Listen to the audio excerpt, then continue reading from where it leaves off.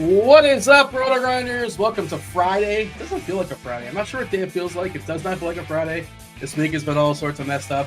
5:30 start, of course, today because the NBA, the main slate, there's an NBA throughout the day. There's a game going on right now. The Hawks won earlier as well. New York beat Charlotte. 7-gamer starts 7:30 on the East Coast, 4:30 Pacific, 5:30 Mountain, 5:30 Saskatoon. I think that's 5:30 Saskatoon. Of course, we have one of the greatest players in all of Saskatoon, Saskatchewan, Canada. It's one TJ Zwarich, who's multitasking today. He's producing. He's giving analysis. What he's not going to do, he's not going to give you the answer to today's Film Friday. That's right. Film Friday. You don't know what Film Friday is? If you like Movie Monday, you're going to love Film Friday. Film Friday, 5 different clues. We'll spread one out every 5, 10, 15 minutes, depending on. Let me know in the Discord channel what movie I'm talking about. First person to give me the right answer, do not MME. Only one answer per clue, and you get yourself a week free of RotoGrinders Premium. We'll go ahead. Let's just go ahead and drop the first one out there. Let's kind of wet the beat, TJ. How are things? How are things in your world, TJ? Happy Friday. Happy Friday to you as well. Got been busy. Had the Blitz show as well as the Showdown show for NFL already today, and then we got some NBA now. I did my Agents of Fandom reviews podcast for Gladiator 2 and Wicked already this morning as well. So busy day, but it's been a fun day. It's been all good, enjoyable things. Did you use the word glicked in your review? That was glicked used? Of course. Yeah. It's in the title. I listened to one of your podcasts, Agents of Fandom, and I believe you were talking about either watching it the same day or not watching it. You can't, because they're both really long, right? You did not watch them the same day. I'm guessing you didn't. I did not. No, I actually didn't even get, sadly, to finish Wicked because the sound went out in the theater. And so we didn't get to see the last 30 minutes. And so they gave us a bunch of free tickets to come back. So what's the move? Do you come back and see it? I'm not going to. I'll wait till it's on streaming to see the end of it. But I'll use those tickets for other movies. Did you go online to find spoilers? I mean, I know it's. I guess I kind of knew. Anyway. I kind of know how it goes, anyways. Yeah, it's not like 7, because it's like a big reveal at the end. Yeah, all right. There's big reveals. It's just they've been out for a long time. Okay, fair enough. What is it not based on the play? Is it? Yeah. Is it not? Okay, so if you've seen the play, you probably know how it's going to end. I don't know. Yes, this is not my world. Like it's a 1-for-1, very faithful adaptation. It's just like if you haven't seen the play, there are reveals. Like it's a prequel that ties right into the Wizard of Oz. That starts before it ends at the same time. And so there are reveals, but yeah, they're all the ones from the musical. 7-game slate going on right now. Oh, we also have football going on too. The Raiders are currently beating Kansas City on. I think the game's on Amazon. I've not had a chance to dive into that. I've been busy as well with some content stuff, digging into NBA. Did not play the Showdown slate, but prepared for the basketball tonight. It's another NBA tournament, NBA Cup night. So nobody, of course, played yesterday. There was no basketball yesterday anyway, but they've been setting that up the entire season. Atlanta won. Very important game for Atlanta. They're well positioned as far as moving on. I liked it, like these fringe teams, like we saw Indiana. Fringe teams, right? Not like a team that's threatening to win the whole thing. I like when they kind of make a run. So Atlanta might be that team this year, which I think that pushes Boston, because Boston, if Atlanta lost, they had the tiebreaker with Atlanta. No, they didn't. They lost the tiebreaker with Atlanta. So yeah, now Boston's got to get in, I think, through a wild card. So they have to beat Chicago and beat them badly. And that's they have a 127.5 total. And we saw last year with Boston as well that I can't remember the team. I think it might have been it might have been the Bulls last year that they had to beat like really badly, and they kept their starters in super late because of point differential stuff. I want to confirm. Somebody check and confirm, because I was trying to figure out if that's how it's going down, because Cleveland is also involved. They're incentivized to win. Well, they played earlier today. But yeah, NBA Cup stuff, we have our eye on that. Oh, and also, of course, the Lakers and OKC.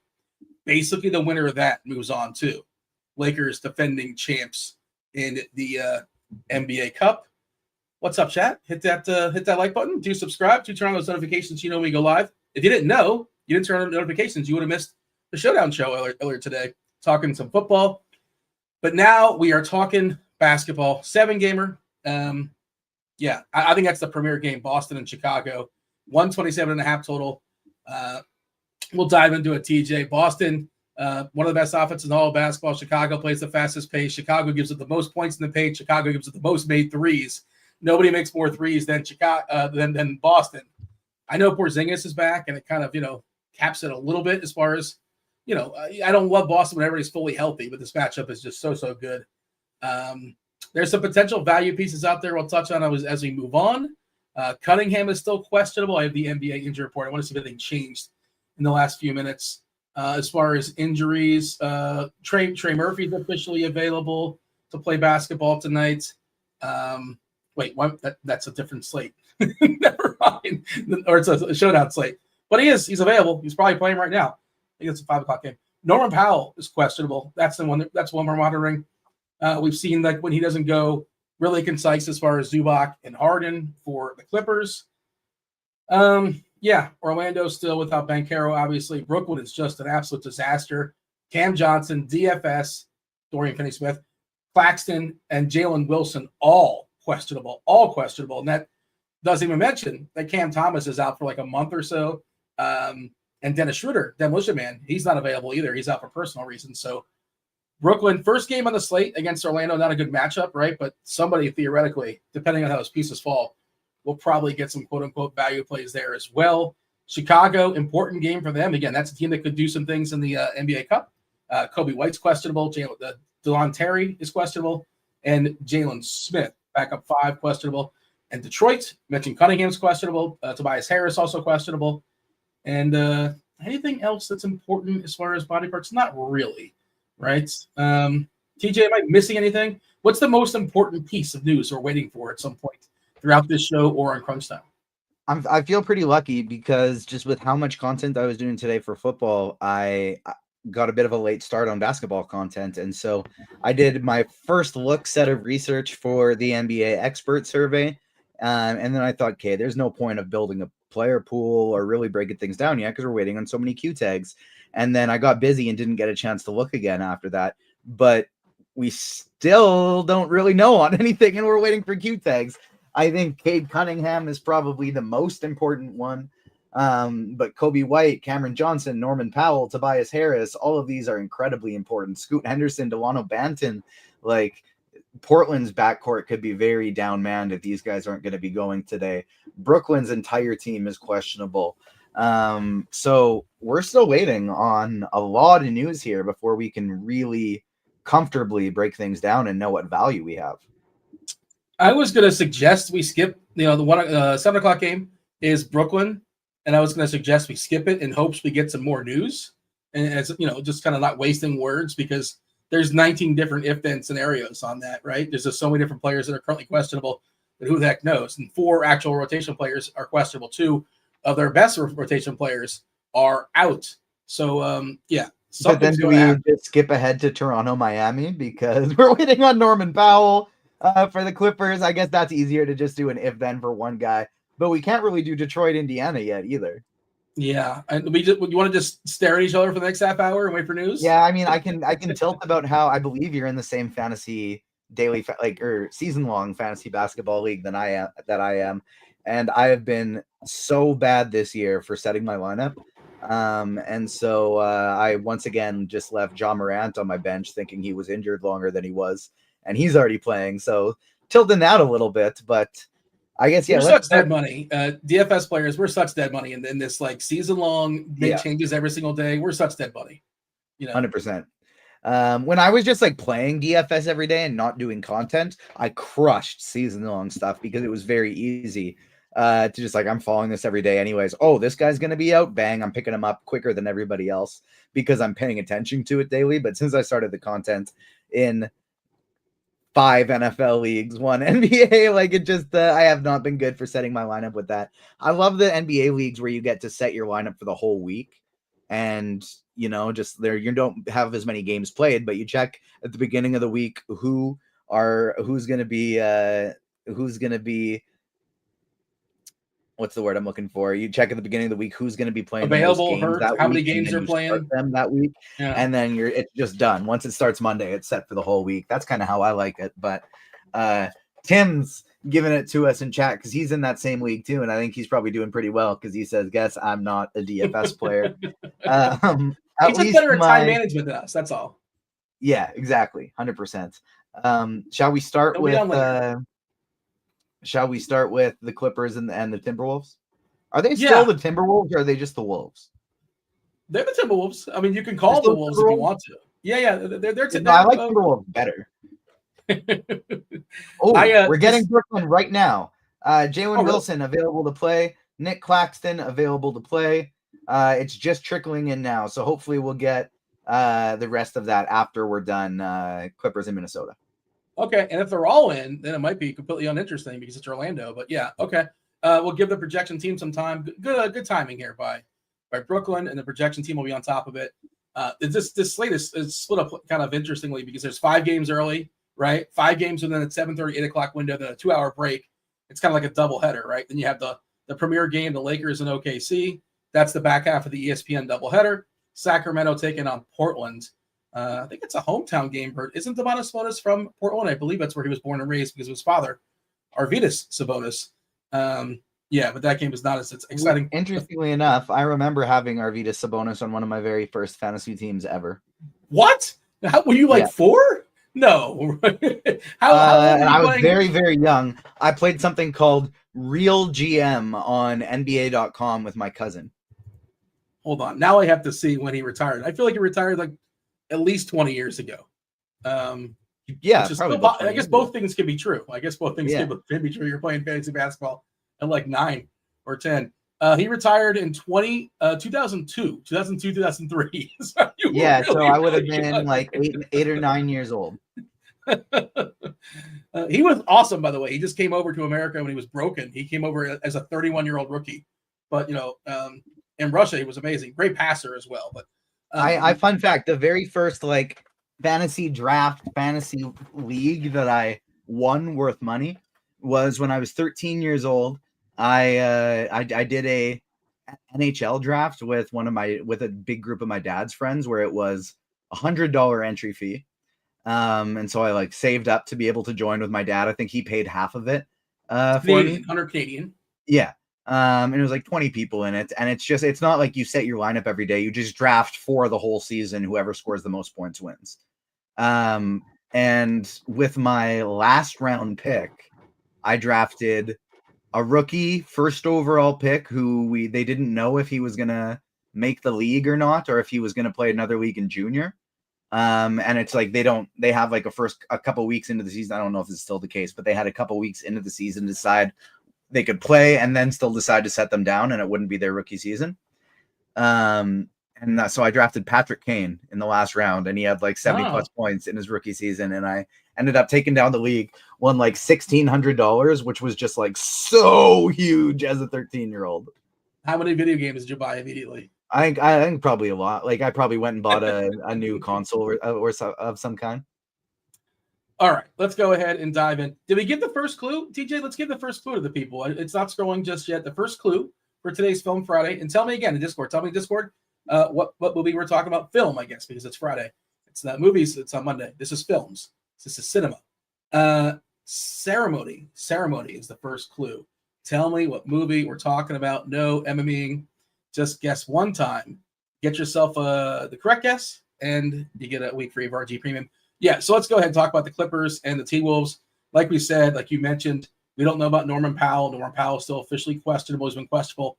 Feels like, 3, 4, 5 games or so now. Man, I hope y'all didn't play Kevin Porter Jr. last game like I did. What a disaster that was. He even got blowout run, and he still was horrendous. He just could not score. So as far as the health-wise for the Clippers, besides Powell, what else are we monitoring? Well, there's not much else. That's essentially it. Of course, we know Kawhi is still out. Minnesota, nothing new. Jingle and Joe is the biggest name that's still out, but he doesn't play anyways. Doesn't matter. So they're essentially fully healthy. How do you feel about the T-Wolves and the Clippers if you want to do the if-then for Norm? I think we actually have one set up, an if-then. Jim Harden, of course, gets a nice boost, as does Zubac.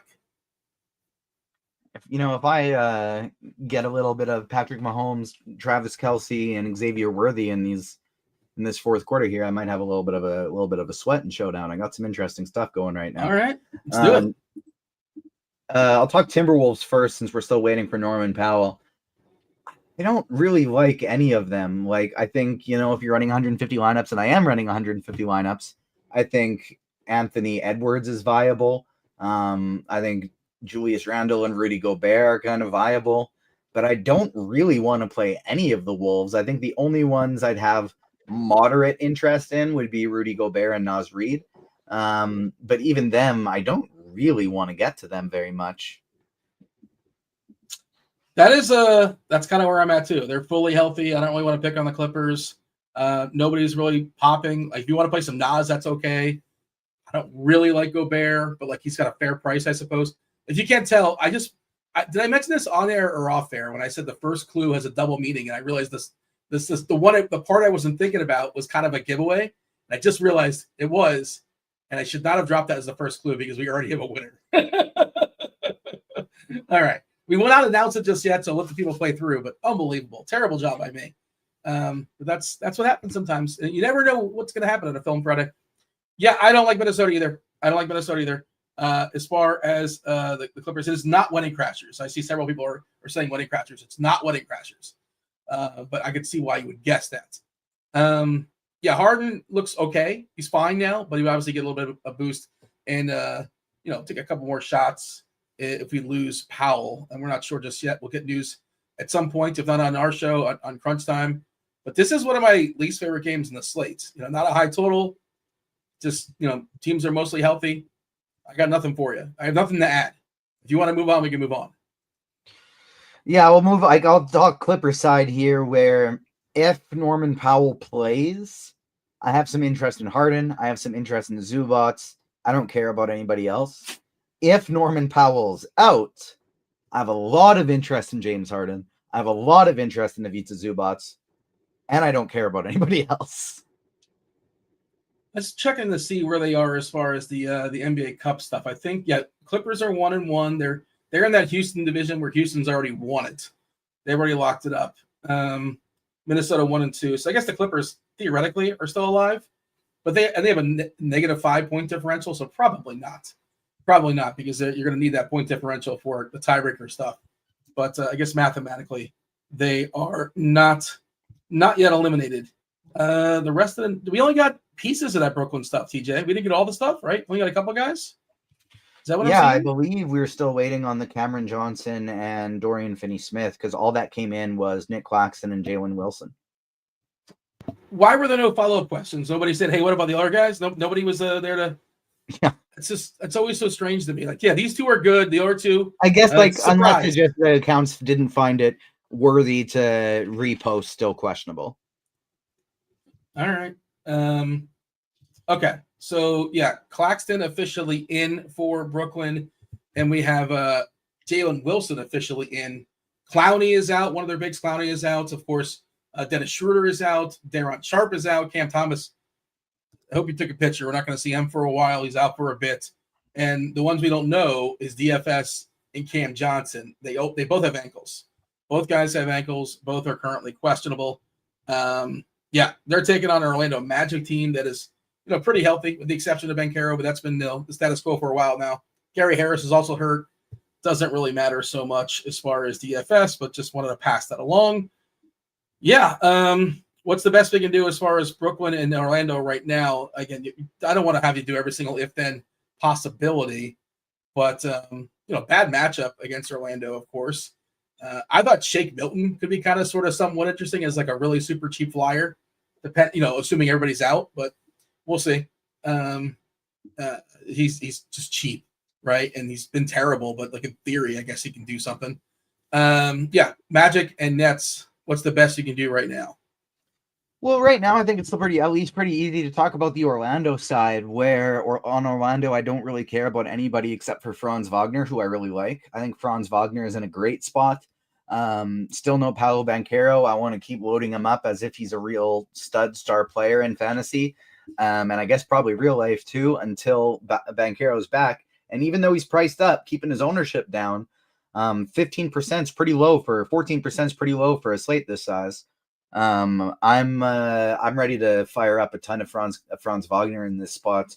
On the Orlando side, I would love for everybody to be in, and we just say I don't have to play anyone from Orlando. But if Finney Smith is out, if Cam Johnson's out, all of You're a talking sudden, Brooklyn, by the way, right? Just to be clear. yeah, You said sorry, Orlando. Brooklyn. If No Finney worries. Smith is out, if Cam Johnson's out, all of a sudden these guys are looking pretty darn good. Jalen Wilson will look good. Trendon Watford will probably look great if Finney Smith and Cameron Johnson are out. And he already looks fine as is. Shake Milton would look even better, which not a huge deal for him, but it would like accumulate a couple more minutes. I don't think I would go to Keon Johnson, but maybe even Tyrese Martin becomes quite interesting. He's a guy that's all came out of nowhere and has smashed in 2 games, and now he's still 3K minimum.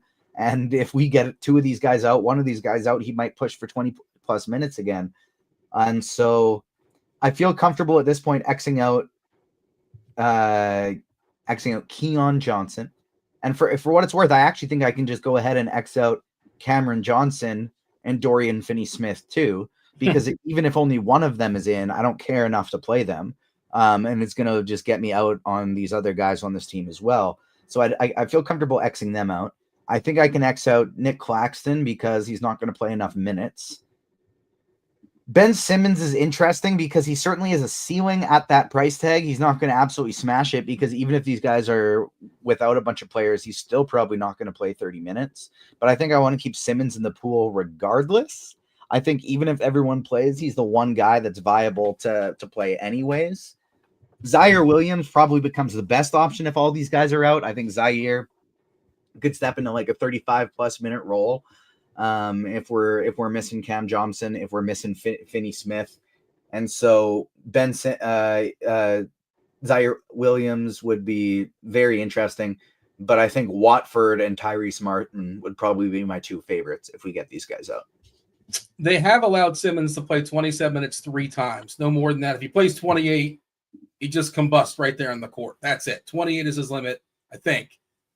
We haven't projected currently for 26, but yeah. If both those guys are out, he might play 27, maybe 28. Pretty decent fantasy point minute player and also a guy that can get you that cheap triple-double in theory. But again, the matchup against Orlando, not necessarily all that appealing. Anything else here before we move on? Nope, I think that's it. We'll revisit it for a little bit when we get the news, but I think we're good to move on for now. Derek in chat says that I banked the movie game again. I think he did. I'm pretty sure that's his name. 3 in a row for old D-Rock. I did a terrible job with the clues. I did not realize that the first clue was like, oh yeah, just pretend you didn't see the first clue. Give us the explanation of what the first clue was supposed to intend. Hold on. Now I'm forgetting what it was supposed to be. Give me a second and I'll think of it. I know there was a reason why, and now I'm just drawing a complete blank. But I usually mark down the reasons if I feel like it's necessary. It's not something I ever remember, but I am forgetting why I made the first clue. But the second clue is always. That I definitely know why I made. And always was originally my first clue, and I changed it for some reason. But what are you gonna do? We shuffled it up. Also, Derek, let us know if you want the free another free week added, or if you want to give it away to somebody else like you often do. It's your call. Or scores and odds. You want a week of scores and odds? We can hook that up as well. Or week of scores and odds. Yeah, absolutely. We can pile that on instead as well. Okay. That's it for the 7:30 games. There's still 5 games to go. Let's talk about, there's 3 8:00 games. Let's talk about the Pistons and the Pacers first. 229.5 is the total, so pretty appealing number as far as. Let's do that last of the 8 p.m. games. Okay. Do you want to do Toronto, Miami? Cunningham and Tobias Harris. I think Toronto, Miami is the cleanest game, so we'll do that one. Yeah. And then hopefully we will get some news. Probably not, but you never know. It can't hurt. 219 is the total. My Miami Heat versus your Toronto Raptors. Both our teams stink, and we can't talk any smack no matter who wins this game. I'm excited about this team for what it's worth because they're tanking in a fun way.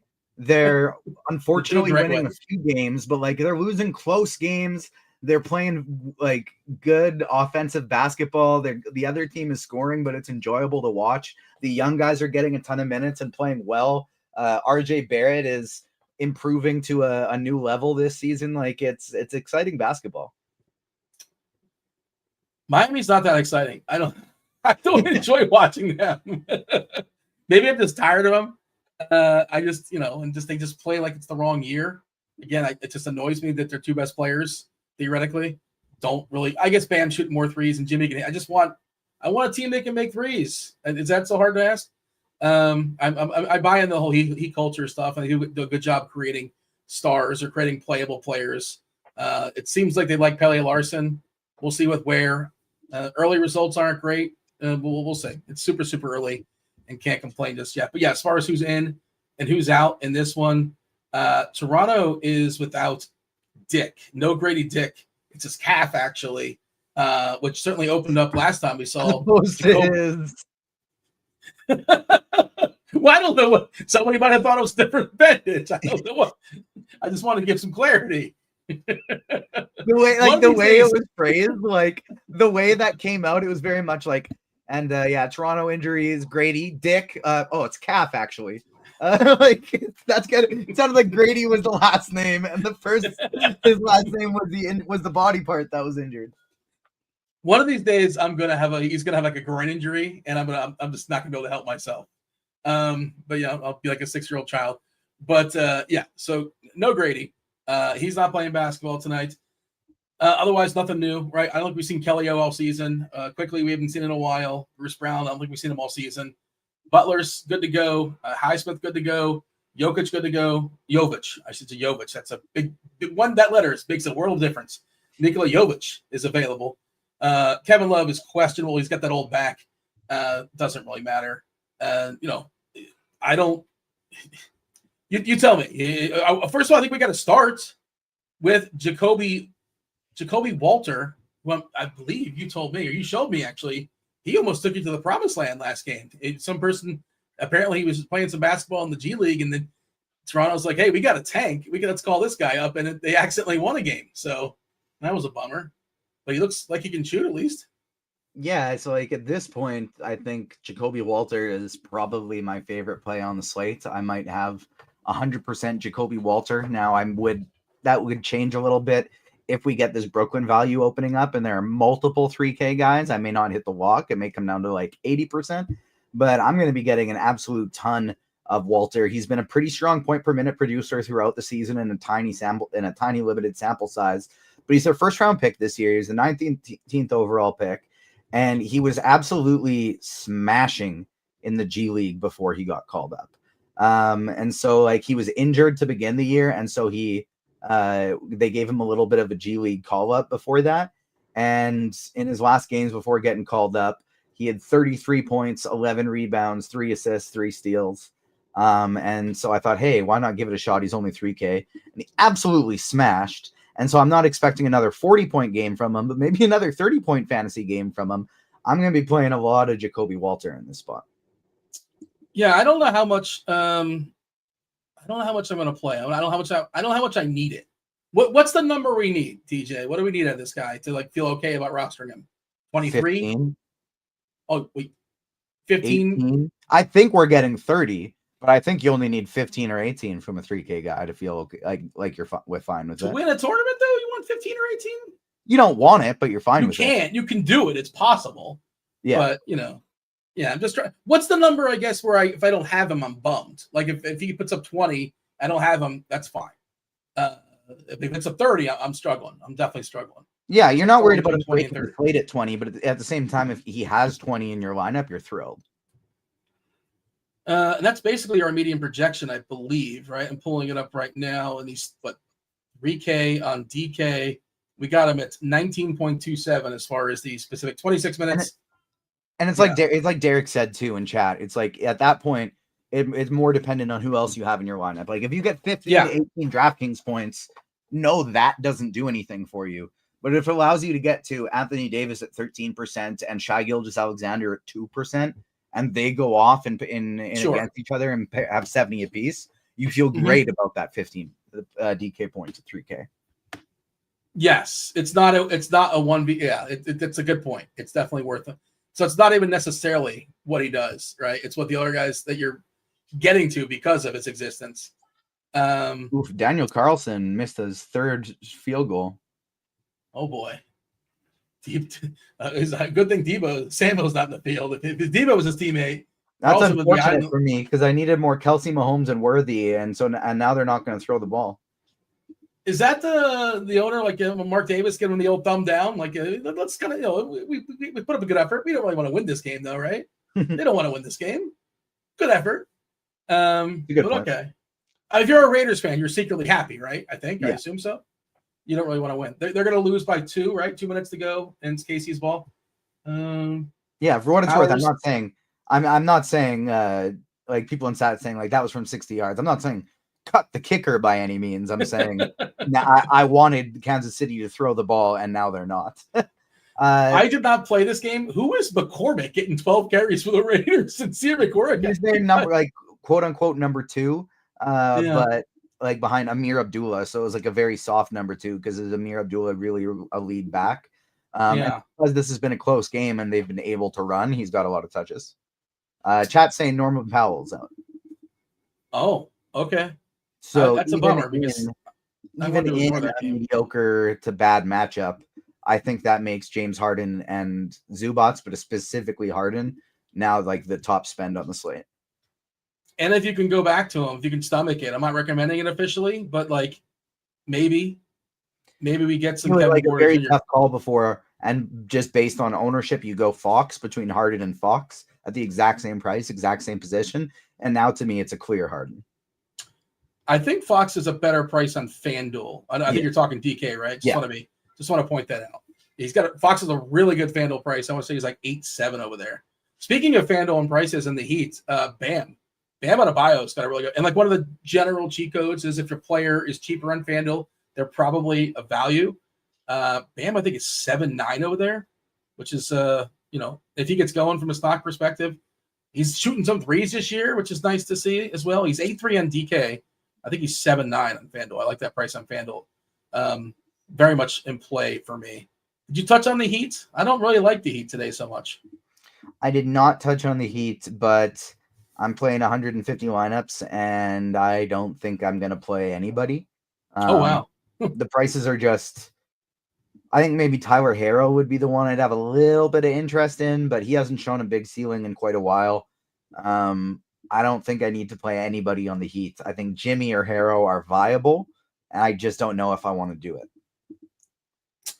I think Hero's another guy that has a good FanDuel price. He's 7.8 on DK. I think he's 7.4 on FanDuel. I do want to confirm that. I was digging into this stuff earlier.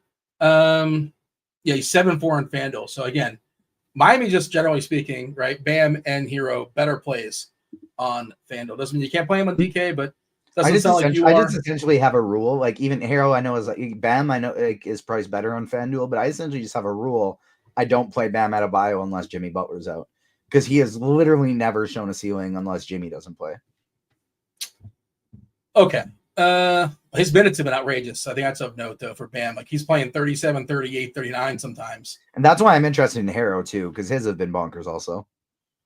Where is Miami? I should know this as a fan of the Heat. Where are they as far as the NBA Emirates? They're 1-2, and Toronto's 0-2. So Milwaukee's 3-0, Detroit 2-0. Which is another reason why I think Cunningham plays today, by the way.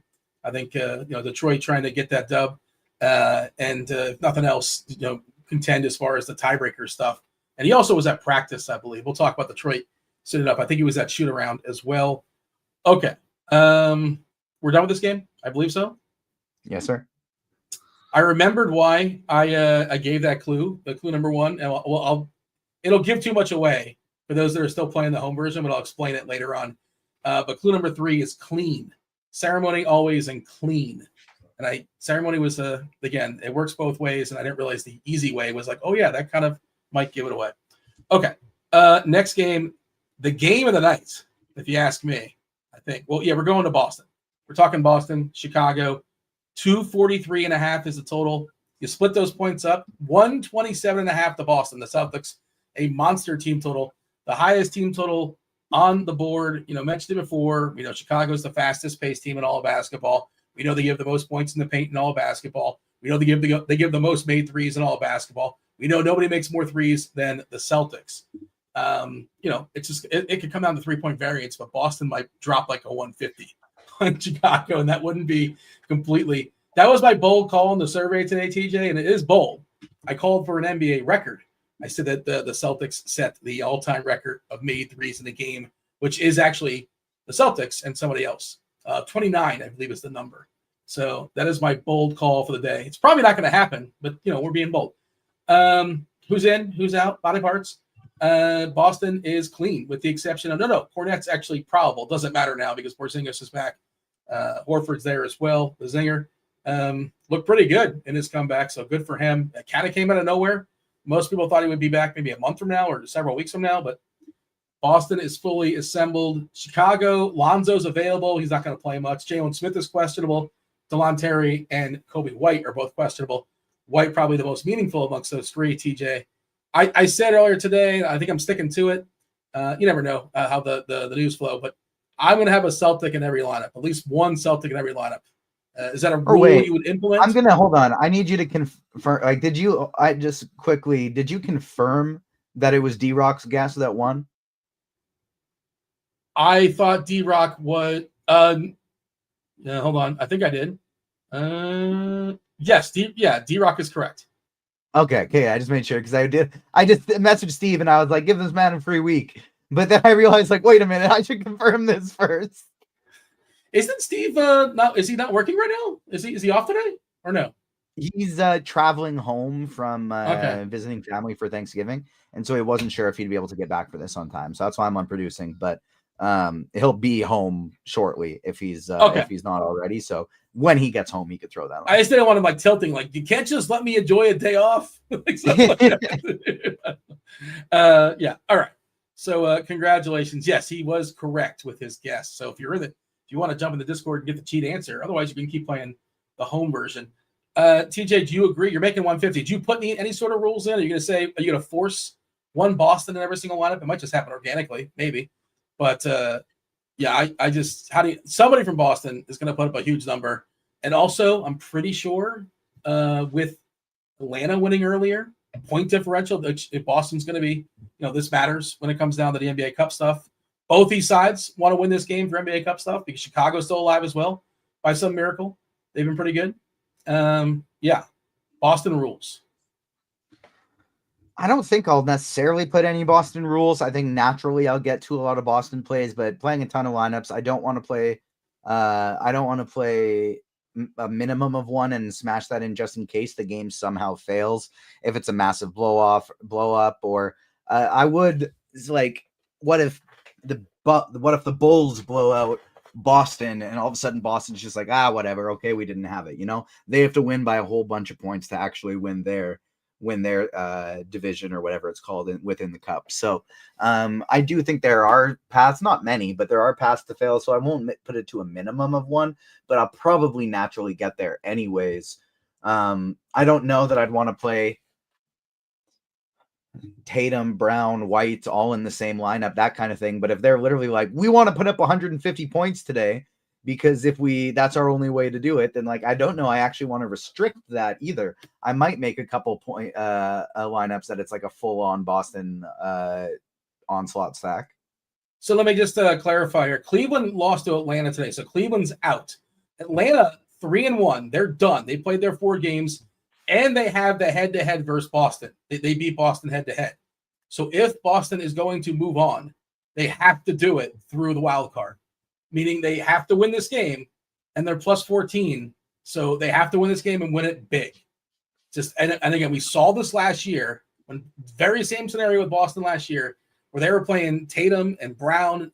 They were doing hack a Drummond with like 7 minutes to go in the game. They were hacking 100 up like 25 or 30, whatever it was. Let me see if I pull up if we have like a wild card standings. Yeah, so like. Who else? Yeah, so that's what I mean. Like, I think I don't want to make a rule of a maximum either, because I think it's viable to play Tatum, Brown, White all together in one lineup and say, let's hope they're running it up against the fastest line in that game. Is it 11 still? Because I think if Boston minus 11 could be pretty interesting, especially if you lose White, some other pieces. Is that where we're still at? Because it's 11 sure on lineup HQ. I'm not sure what it is on sites. Maybe the needle's moved a little bit since Atlanta won, and Boston is incentivized to shellac. O'Connell's got one more chance to kick a winning field goal. It's 15 seconds left. Ball was just spiked, and the ball's on the 32. So I believe we're gonna be looking at a 49-yard field goal for O'Connell to. Well, O'Connell's you're talking to Carlson, the kicker's O'Connell. But I didn't say. Yes. Why am I that's my second name mess up? No worries. So how does Kansas City get away with it this time? I mean, they always seem to find a way to pull it out. Yeah, unless it's another block kick, they're not, or missed one. The guy has missed 3 field goals today. Yeah. All the Miami players are available to play, which is kind of what we expected. I do want to touch on Eric Johnson said, did I miss Toronto? I like Scotty Barnes. You didn't miss Toronto, but because of how much I was talking up Walter, I did kind of pass by Scotty Barnes. And even though it's not a great matchup, I think Barnes is in a great spot because he's kind of matchup proof. Like, he's going to get peripherals. He's going to get rebounds. You hope the points are there, but he can get it done in a multitude of different ways. And so I did want to give a little bit more notice to that. But on Boston, Tatum, Brown, White are going to be priorities. Drew Holiday and Peyton Pritchard are viable salary savers.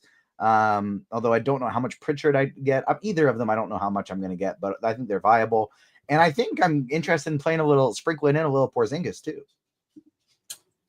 So we're only giving him 24 minutes is the issue, and they want full price. So I think it's possible he plays more than 24. But what's the story? I'm playing 150, so I'll take 3 to 5% Porzingis at 1% and hope he plays 29 minutes. Yeah. Holiday's 5K on DK, which is, obviously he's not been. Was it missed? There's a fumble. Hold on, there's a fumble. I'm not watching it live. The Chiefs just got the ball on a fumble. I think. You gotta be kidding. I'm not the fixes in guy, but like somebody in their face. What it says, Aiden O'Connell fumbled. So was he in at holder? Did they try to do a QB sneak to get to the middle of the field and he fumbled? What just happened? I don't. Well, we're not watching. Tell us what happened. Tell us what happened, chat. Steve just says game over. That is not the description we needed, Steve. We needed the actual play. We're not watching it. But give us a short little description. Was it actually a field goal attempt? That's just hilarious. Yeah. Tony Romo many years ago famously dropped like an extra point. He was the holder, and that was kind of like when they stopped having quarterbacks do that, I think. Snapper hiked the ball before O'Connell was ready. So O'Connell, a lot of times the backup quarterback. They tried. I think was O'Connell the holder, and this was a field goal. Yeah, he was the holder. Yeah, the offense was out there. This is hilarious. That's so funny. That's ridiculous.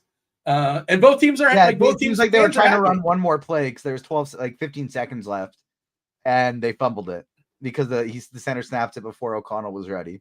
That's so funny. There you go. Wow, that's pretty. They amazing. Said, look, guys, their GM called down and reminded the coach, hey, we don't want to win, and so they told everybody in the huddle that it was on 2.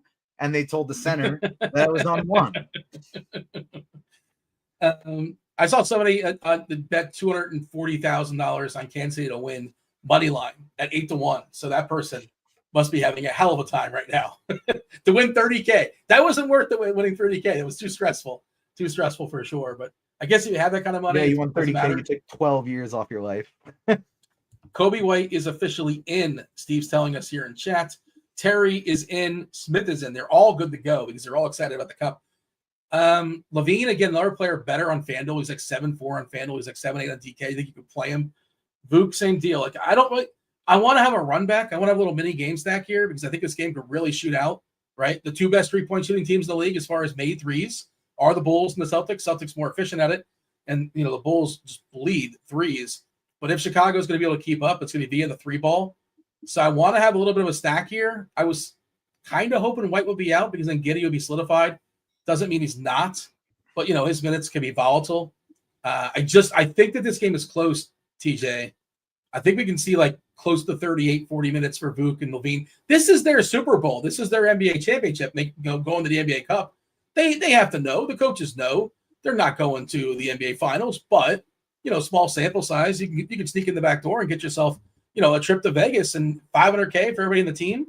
I think there's a chance we get some of these minutes pumped up. So I like Levine. I like Vuk as run backs with Boston. I will be playing at least one Boston in every lineup. And I just really, really like this game. So, that's kind of where I'm at. Did you touch on Chicago? Because, again, nobody really looks great. But I think Levine on FanDuel looks really good.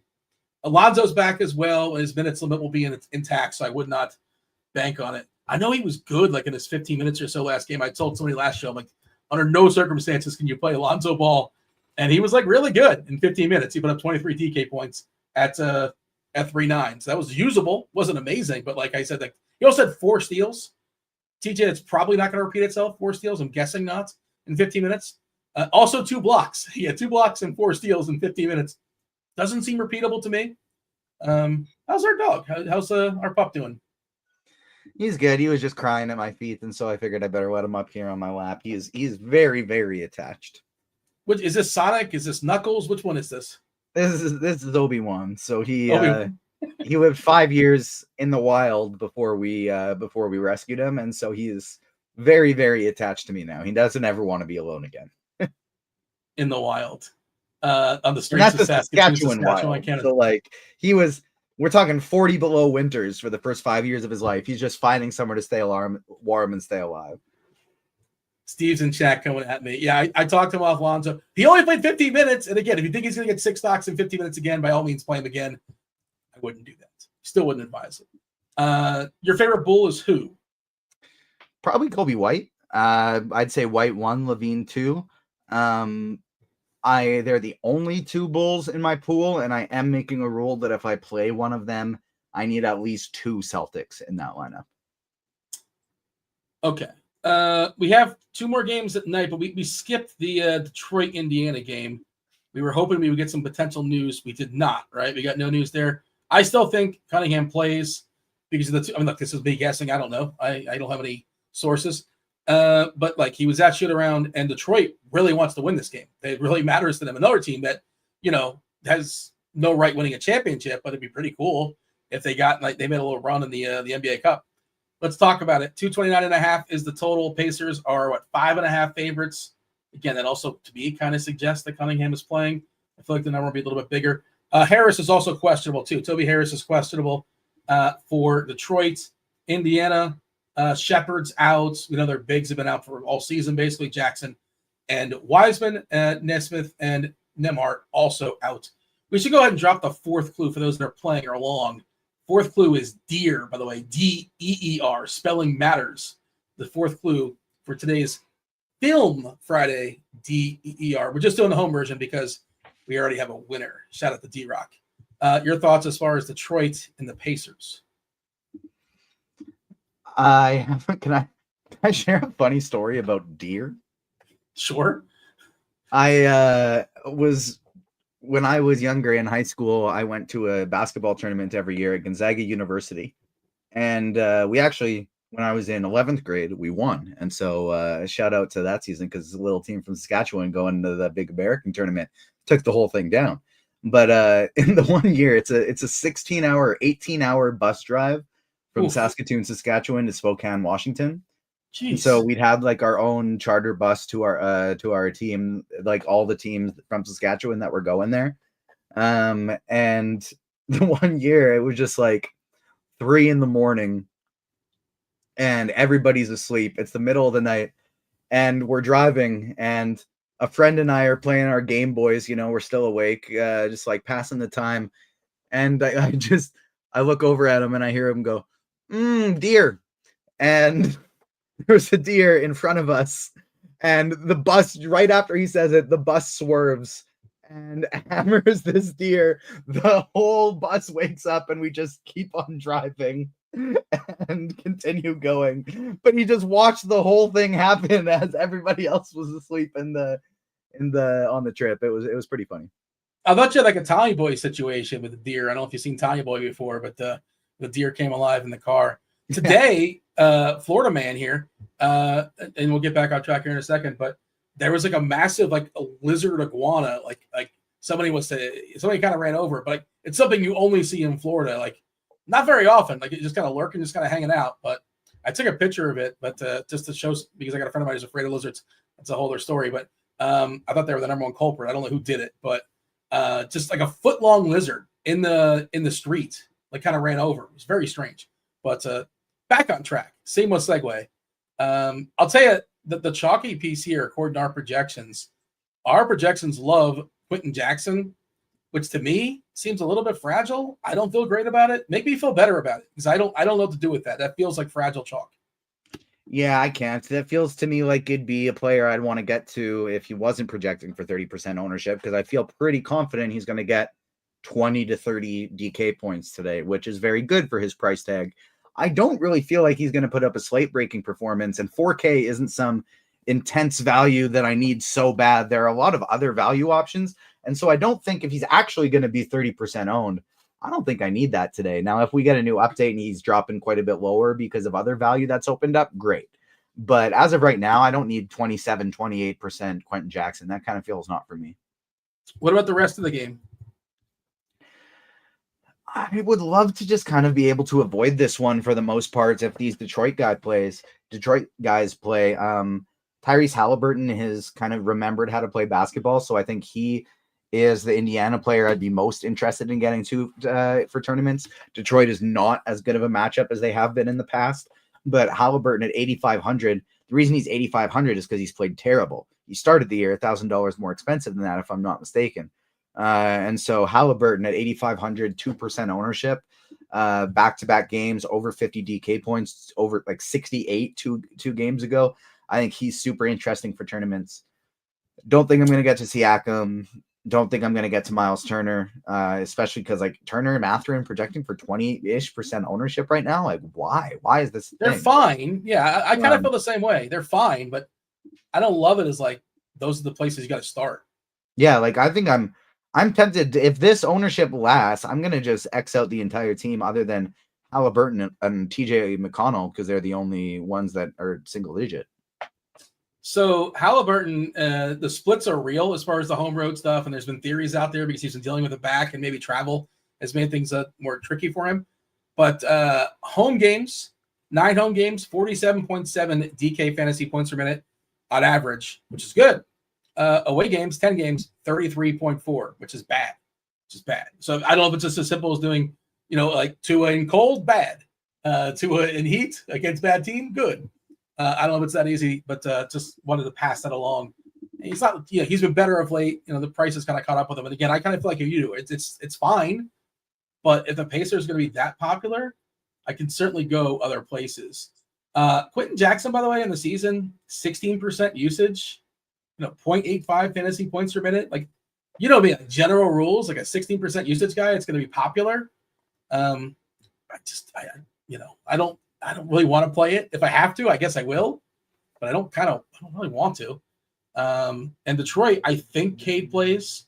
If he doesn't, like the number on Ivy is already kind of been baked up, right? Like if we lose Cunningham and Harris, Ivy's going to look good projection wise, but the price is adjusted where it's not like just a slam. All-Star Thompson is, getting back in the rotation, obviously, but his price is adjusted pretty quickly. He's at the 5.4 now. I don't really have much else to say as far as this game. I like you, and this is the one I'm afraid of not having enough of, but I'm afraid of not having a ton of this game. That's probably where I'm going to end up. If Cunningham and Harris plays, I'm very comfortable just Xing out this whole Detroit team. There's nobody I need to get to.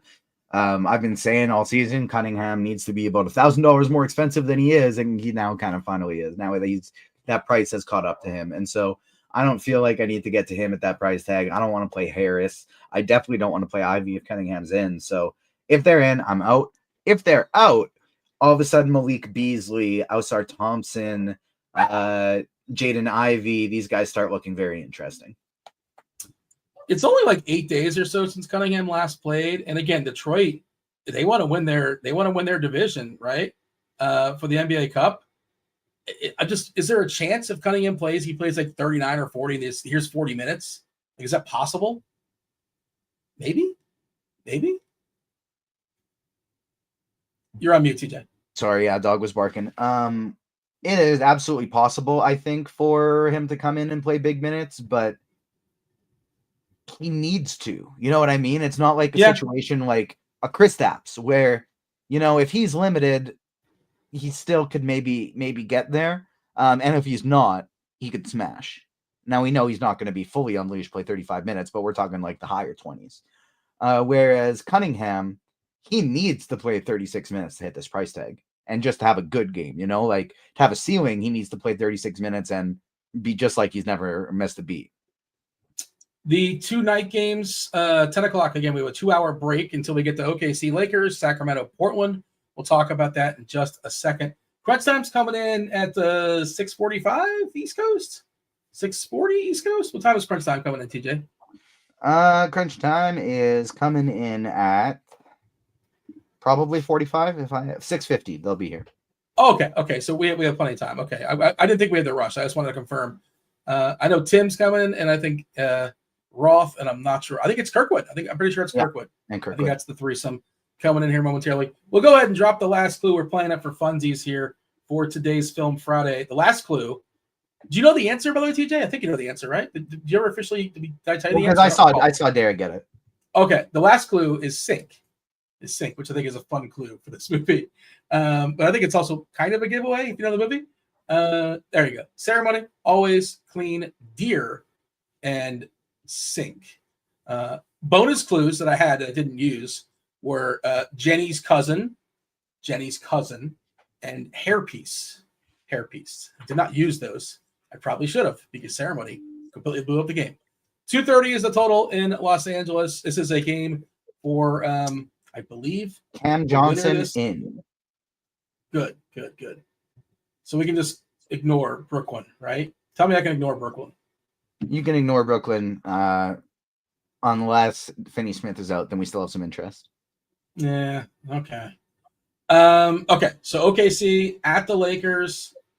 We have a wild card. I'm trying to pull up my group stuff. I'm pretty sure they're both right at the top. OKC is 1-1, so they gotta win. They gotta win big, right?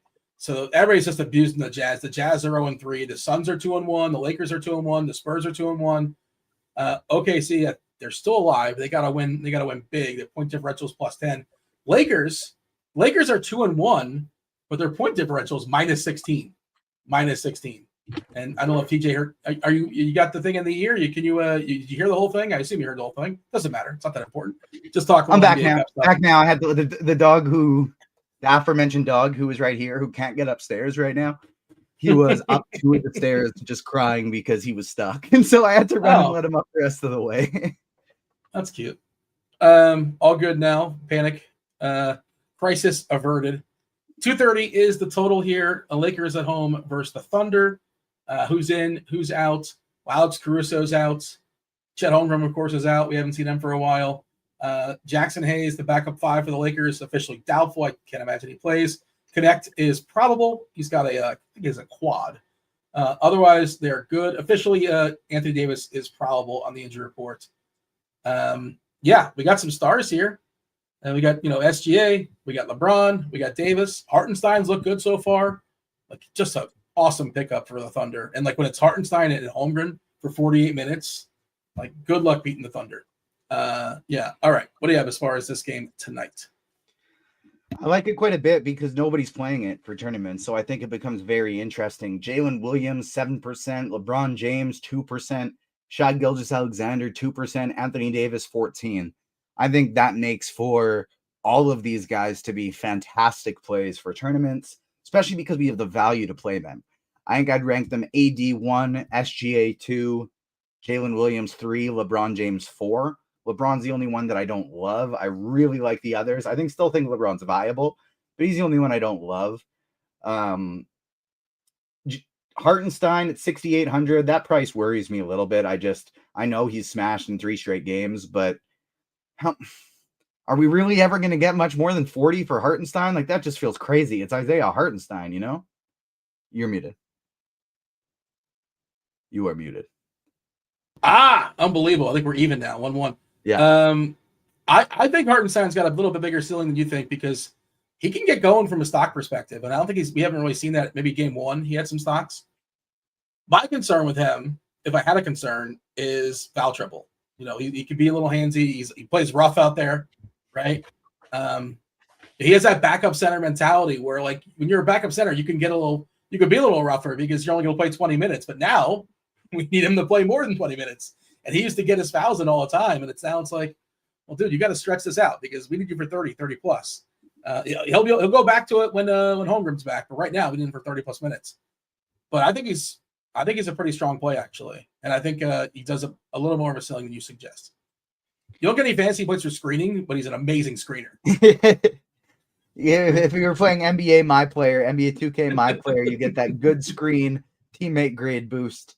I think he's fine, and I'm going to be getting to him a little bit. I just don't know how much because he doesn't feel like a guy that's going to put up 50 plus to me. Which again, if he puts up what he has been, 38, 40, he's totally fine for that price tag. That to me just kind of seems like closer to ceiling than it does floor. I like Dalton Connect and D'Angelo Russell as potential value pieces, two guys who are fairly volatile because they rely on their shooting, but they're both very good shooters. And if they get hot, they've been putting up big games, especially Connect recently. So Connect and Russell, I think, are both totally viable as well. So I pulled up Hartenstein's per 36 for his career. Like this year, it's 18 points, 15 boards, and that's amazing. It's a small sample, so I'm not going to use that. Obviously, if you get that, you're feeling pretty good. No steals, and that's going to correct.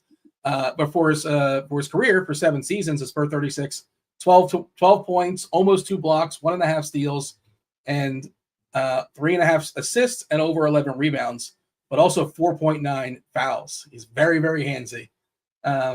So just a little bit concerning as far as that, but yeah, I think he's in the pool for me. You were talking about ownership stuff, and I'm not sure if this has changed, but I was looking at it before the show. You kind of talked about how a lot of the stars here are not going to be owned. Yeah, SGA.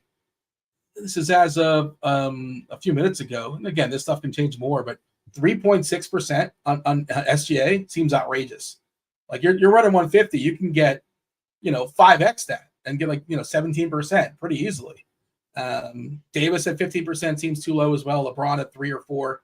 I mean, I want Davis over LeBron. You can play LeBron. The price is pretty similar on DK, only $500 difference. So I understand that ownership, but both those, I think Davis and SGA are too low.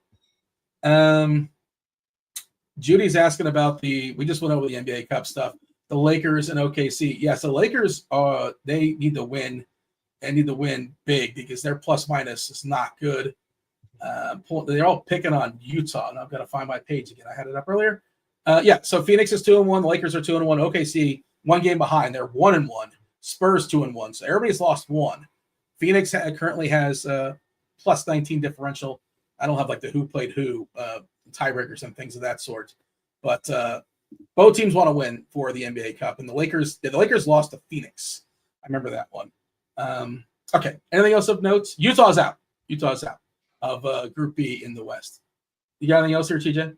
No, I agree with you. I think the spend ups are awesome plays here. SGA, Jalen Williams, Anthony Davis, and even LeBron.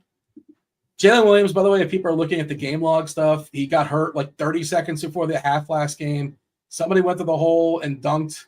Another way to dunking, they gave him a rake to the eyes. So I poked to the eyes, and he never came back. So if you're wondering why he stunk last game, that is the reason why he was not very good. Because he lost half a game. I assume his eye is good to go now because he is not.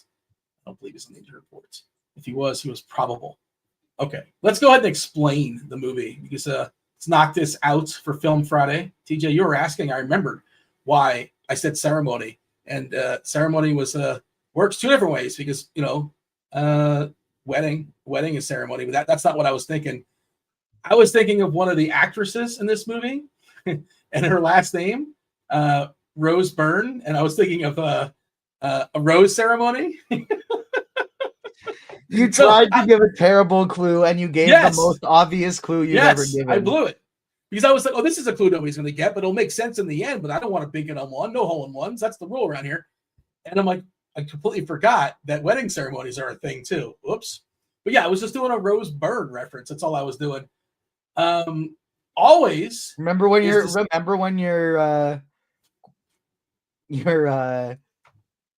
hint was football and I got Ace Ventura Pet Detective on the first I was try. so mad at you.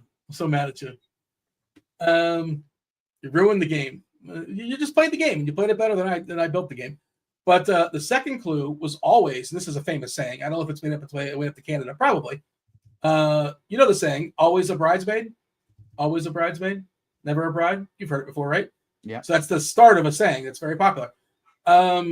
Bridesmaids, that's the movie, by the way. Maids clean. So clean was number 3. Deer, D-E-E-R, was a reference to Maya Rudolph. I was going to say reindeer. I'm like, reindeer is too on the nose. So just deer. Deer is good enough. Rudolph is Santa. He's got the reindeer. You've heard of Rudolph? He's the guy with the light, the nose. Yeah, that's the reference there. And the sink, if you saw the movie, pretty memorable scene. Breakout role from what's McCarthy, Melissa McCarthy, who is Jenny McCarthy's cousin, I believe. That's why I said Jenny's cousin was a bonus clue. And she did something in a sink that we shouldn't speak of. And then those are the 5 clues. And hairpiece was also a reference to Kristen Wiig.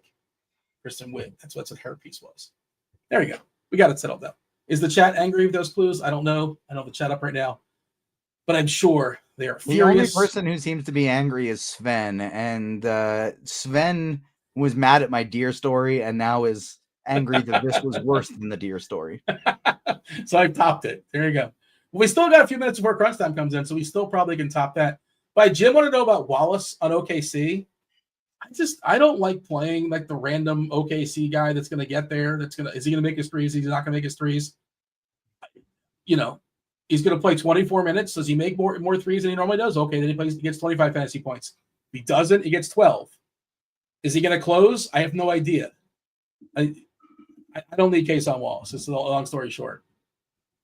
You have an opinion on case on Wallace? No case on Wallace for me either. Okay. Last game of the night is Domantas Sabonis. I think it's a homecoming game for him, right? Wasn't born and raised in Portland? 225 is a total. Portland is a 7-point dog here. Well, let's go ahead and refresh the injury report because Portland's is certainly a mess. Sacramento, a little bit cleaner. We know DeMar DeRozan is not playing basketball tonight once again. We know that they've added who's back in our lives now? Jay Crowder. At first it was Al Payton, and now it's Jay Crowder. And Jay Crowder, well, they've been looking for reasons to ice Kevin Huerter. Red Velvet's been horrendous. He's not very good right now, and like even with DeRozan out, he's not projecting well because Crowder is now a thing for Sacramento. I'm not saying you can play him necessarily. I guess you can, but I don't think I will. Just classic 3-and-D guy. Sacramento, it's just DeRozan. Everybody else, Trey Lyles too. Trey Lyles is out. But Portland, Delano Banton is questionable. Jeremy Grant's doubtful. Scoot, he's questionable. Robert Williams, officially doubtful. Okay, I thought he was out, but I guess he's officially doubtful. And the other big, of course, Klingon, he's got that knee, so he's going to be out for a bit. Chat's already asking a couple times. Coming off the bench, Malik Monk is projecting really well. Is that the starting point? I also mentioned on FanDuel, De'Aaron Fox is 8.7, which is a really strong price for FanDuel specifically. On DK, playable, but 9.2. DFS, by the way, is out. Dorian Finney-Smith for Brooklyn. But let's. So I'm gonna want to see how projections update, but I do think that makes Brooklyn value interesting. I think Tyrese Martin is going to be somebody we're going to have interest in, and Trendon Watford as well.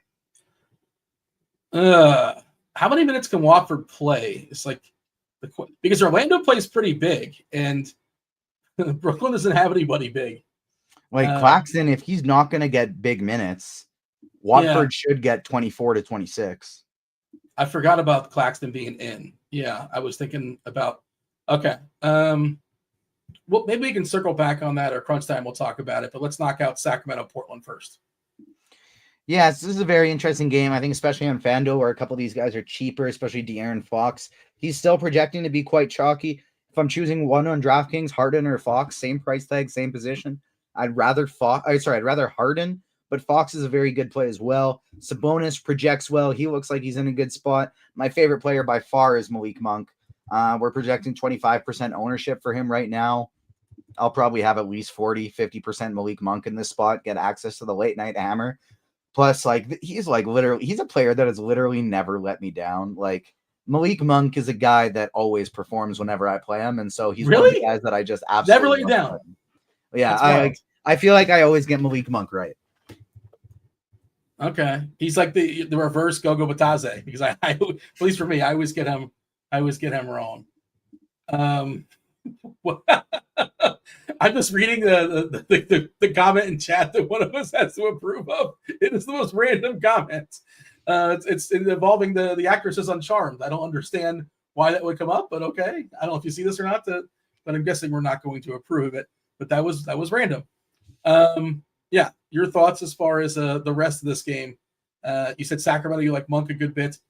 Portland, do we like the?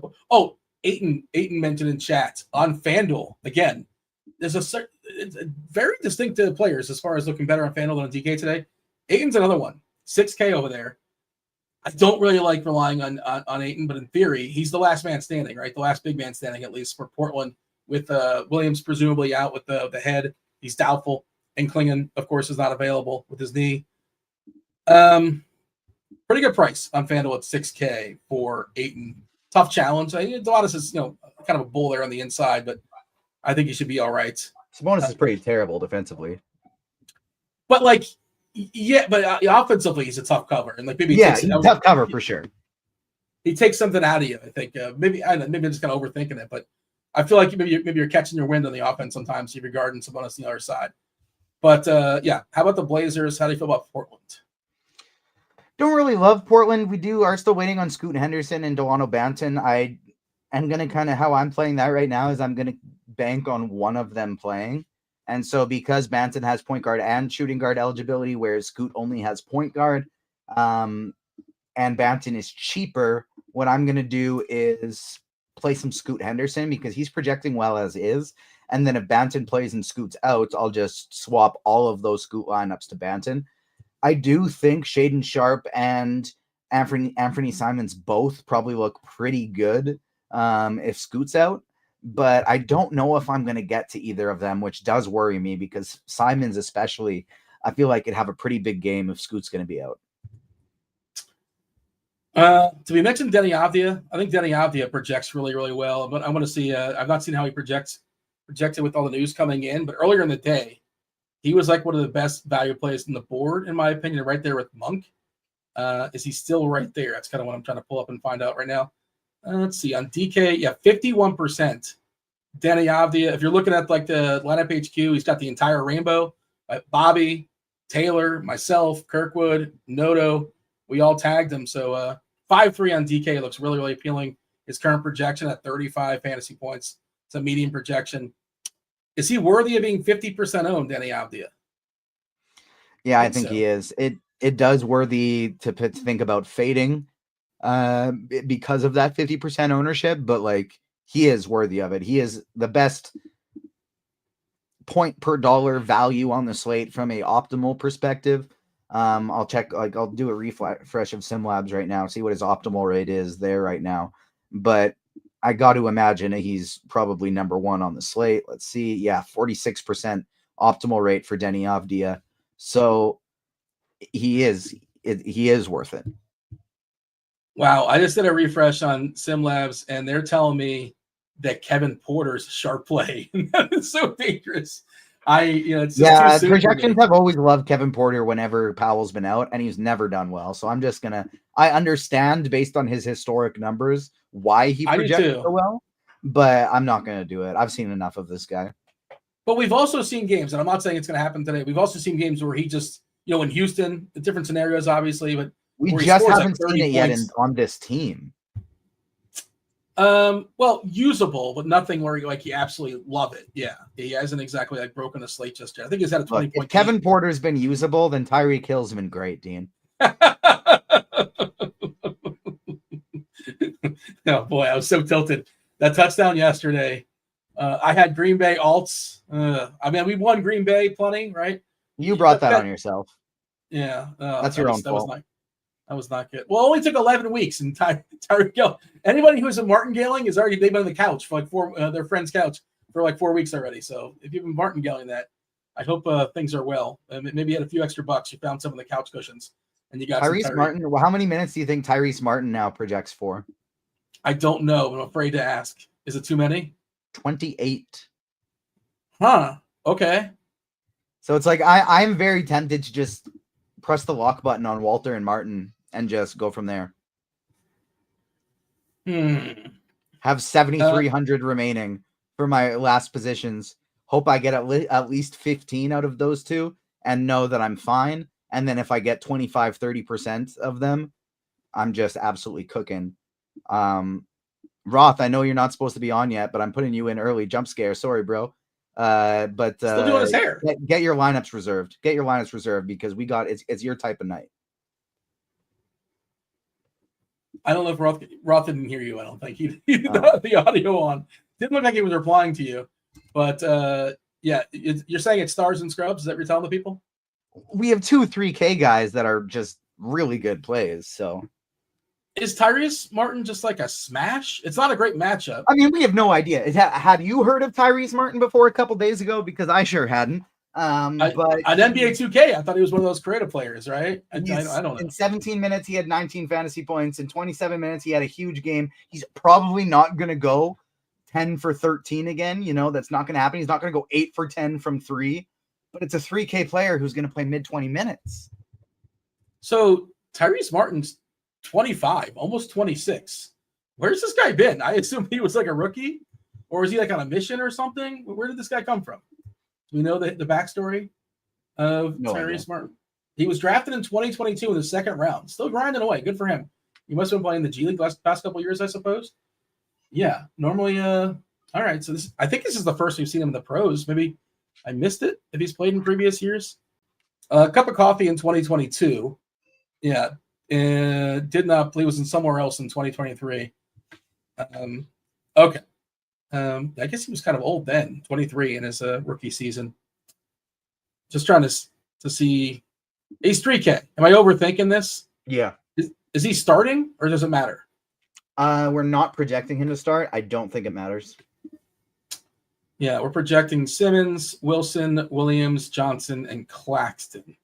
They only have 10 bodies, right? And the other 5 are Watford, Milton, Keon Johnson, Tyrese Martin, and Whitehead. So, yeah. And the matchup's terrible. Like he would mop. Yeah, okay. I think I'm interested. I think you sold me. But if he's gonna be like, is he gonna be 25-30%? Probably. Probably have 17% right now, but we'll see.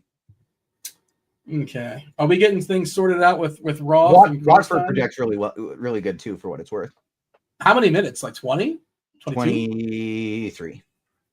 He's a good fantasy appointment player. And again, they need size against Orlando with Goga and Mo Wagner. They play pretty big out there. Saw somebody asking about Jonathan Isaac in chat. I don't think I do that. You know, he's not a guy that really plays in blowout. You know, I don't other bigs are back. We need it. There are people asking about Tyrese Martin and Jacoby Walter in chat. I like both of these guys for value. I think they're really good. Somebody asked about Zaire Williams. I think he's viable. Oh, sorry. Crunch Time's here, by the way. I forgot. I'm the one who's supposed to tell you that. I think he's viable, but I'm not getting there. Okay. Who's breaking the slate, TJ? Jacoby Walter is going to do it again. Wow. You got to go with the homer call for sure. I think it's going to be. I'm still in on Boston, Chicago. Have convinced me that's the game you want to get a piece of. I don't want to say Tatum. That's too obvious. Is Jaylen Brown too obvious? Is Derek White too obvious? I'll say Derek White. The third. For somebody who is going to literally break the slate, I don't think you can be too obvious. I think you just want whoever is going to do it. You know, like a star who's 30% owned who breaks the slate. You're going to want to be playing that star if they're breaking the slate. I guess it depends how you define it. Yeah, you can certainly interpret it that way as well. So, but I don't want to. I'll take Derek White, but it's going to be one of those 3. And I'm trying to make somebody happen on the Chicago side. I'm sure I'll have a lineup with either Vuk or Levine, but I feel really strongly that Boston puts up like 135, 140 or so. And point differential, I want to confirm this, but I'm pretty sure they're fully motivated to smash for all 48 minutes because Atlanta won earlier today. I'm told in chat that it's Julius Randle's birthday according to Butto. So shout out to Julius Randle. All right, let's go ahead and bring in Crunch Time. Hopefully we're good to go. We should have Kirkwood and Roth and Tim. Crunch Time.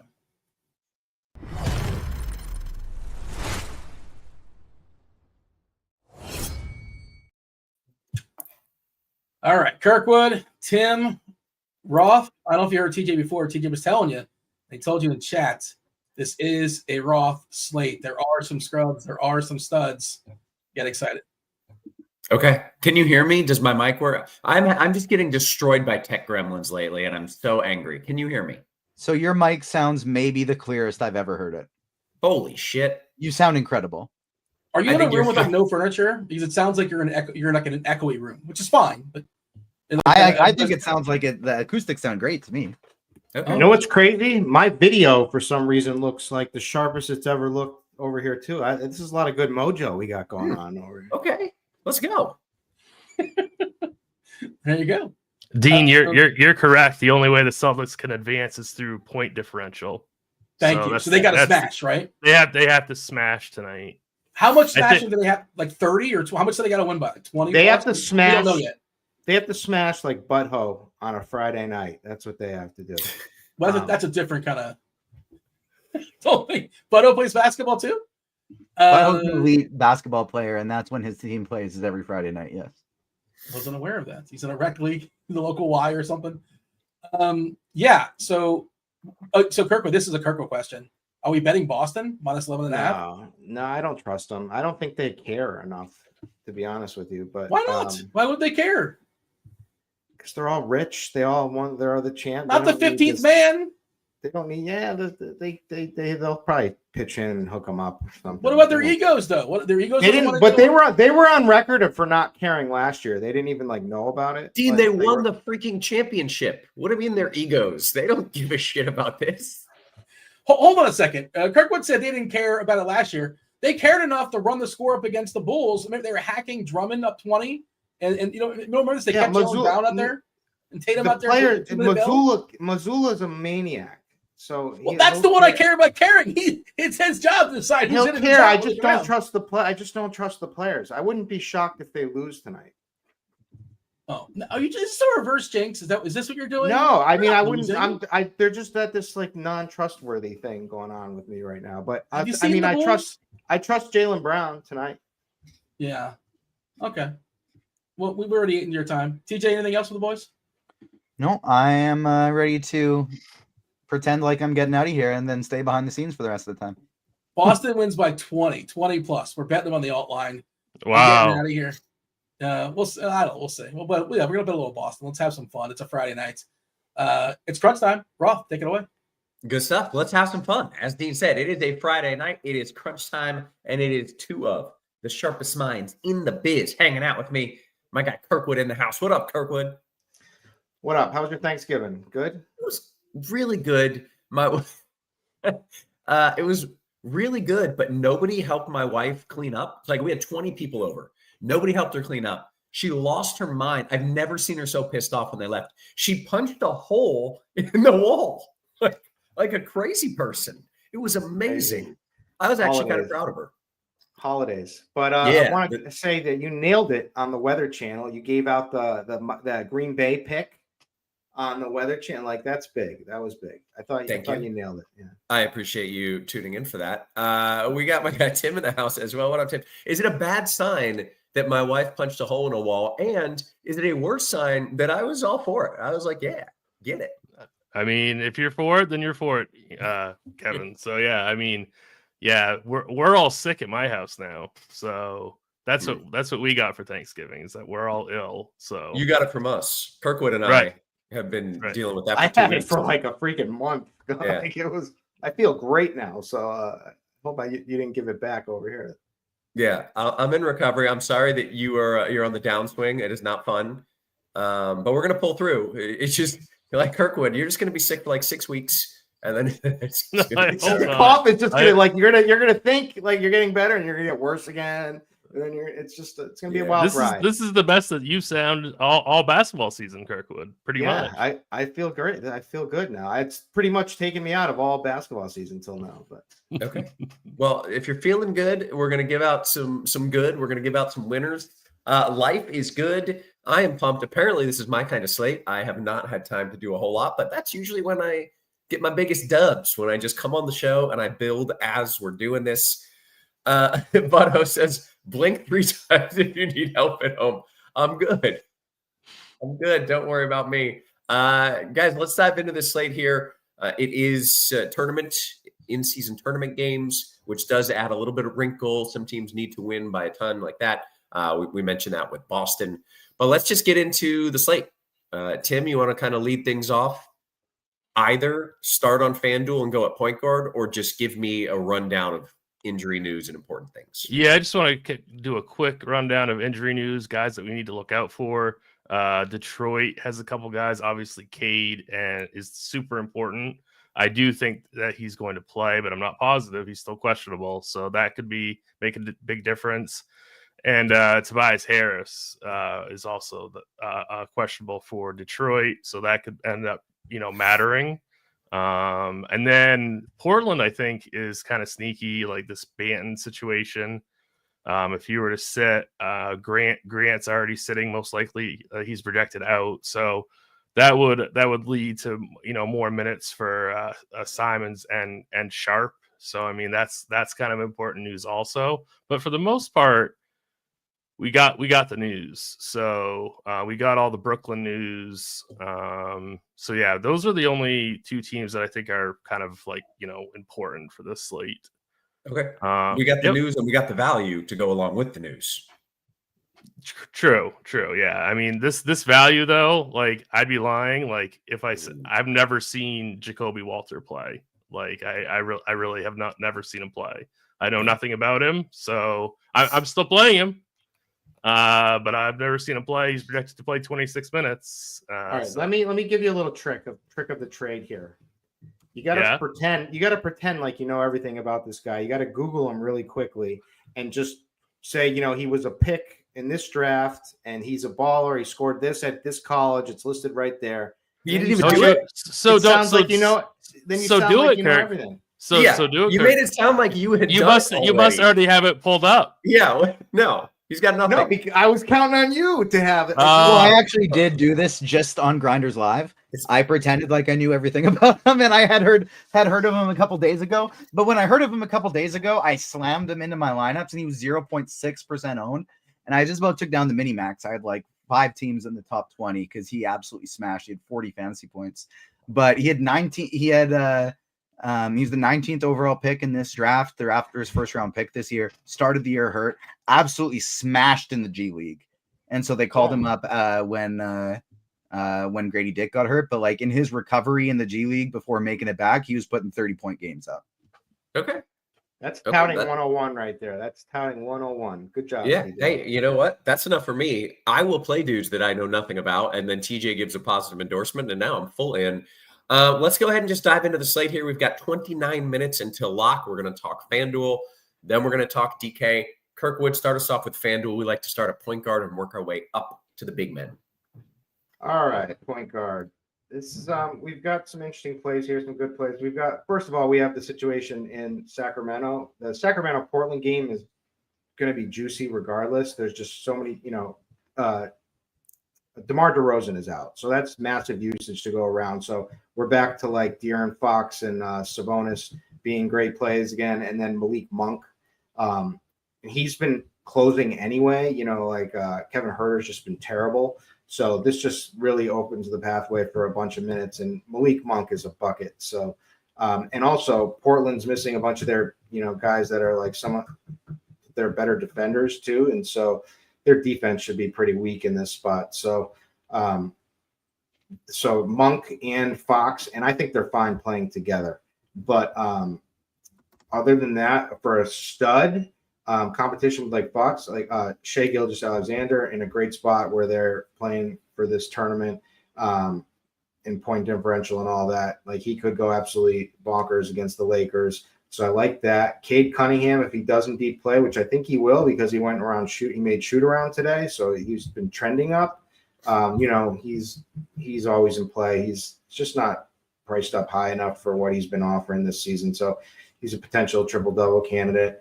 Anthony Simons, as Tim was mentioning, because of the Portland situation. So we've got 2 other guys still.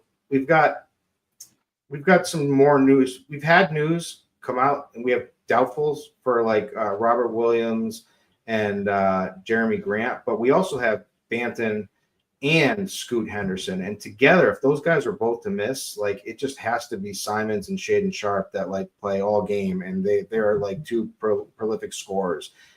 So this game could be really good, like Tim was saying. But those are the guys. Other than that, Tyler Tyrese Halliburton is worth a play in tournaments potentially. And Shake Milton. Brooklyn has just gotten thinner and thinner. They have very tight rotation tonight. They're going to need someone who can create offense. He's playing for Dennis Schroeder. And Shake is a horrible defender, but he can get buckets, and that's all we care about. And he's 4K, and so I think he's a great play. TJ, did you jump in when he called those people prolific scorers? What was that, Roth? Sorry?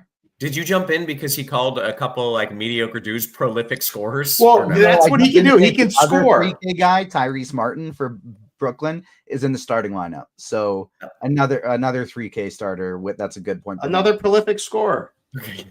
Where did you go to school, TJ? I know nothing about this guy, unfortunately. I heard him today. Google it. Yeah, because we had Martin projected for 19 minutes off the bench. I'm curious how many minutes he's going to get a boost for, because his usage is going to go down playing with the starters. But if his minutes go up, it should make up for the difference. So wait, what was the guy's name you said? So in the last update, when DFS got rolled out, Finney Smith, even expected to come off the bench, we had Tyrese Martin for 28 minutes off the bench, and now he's starting, so that's probably going to go up over 30. Okay, all right. I hadn't seen that last. I hadn't see. Okay, yeah. So we have at 27. First of all, the first thing I'm going to say about him, he's a solid player. He's from Allentown, Pennsylvania. He went to William Allen High School, military academy. This guy is a prolific scorer. That's Brandon in the chat said the exact same thing. He said, "I've watched him many times at ITT Tech. He was a prolific scorer." Yeah. It's okay. I mean, we're gonna play the dude, right? We're gonna play him. Is he like Tim? I would like to know if he's somehow related, like Cody and Caleb Martin. He looks like them. Yeah, we're playing him, Roth. Okay, we're playing this dude. He's 3,800 on FanDuel, and he is 3K on DK. So I see no reason. I mean, you want to release the hounds, right, Ross? So this is the guy you got to play if you want to. Yeah, that's right. So the only other point guard that he just scored 30 real points. Oh wow. Okay. In the other night, so that's obviously he must be good then. As I said, prolific scorer. Prolific, yeah. Right. I guess James Harden's the only other point guard that I would mention that I want to spend up on today. He's 9,500. Norman Powell's out. He's running the show. Harden's doing everything. So I think he doesn't necessarily have to be like a priority because De'Aaron Fox is your cash game priority. But I think I do love Harden quite a bit in single entry or large field GPPs. Okay. To be clear, this guy scored. Well, this was just 2 days ago. You're right, Kirkwood. He took 13 shots, 10 threes, scored 30 real life points, and his price went down on DK. He's at min price. Like, what's going on there? Anyways, we're playing that dude. Okay, take me to shooting guard, Tim. What are we doing there? Sure. So if you're not playing Monk at point guard, you're playing him at shooting guard. You're playing Malik Monk no matter what in any contest. You could also go to Jacoby Walter at 3,600 if you want to double spend down. There's $4,300 Quentin Jackson for the Pacers, who should play high 20s minutes tonight. He's really cheap. So those are your three. Oh no, excuse me. And now we have Tyrese Martin as well. So there's four really good spend down options at shooting guard. If you want to spend up, there's Jaylen Brown, there's Derek White. I like Derek White a ton today.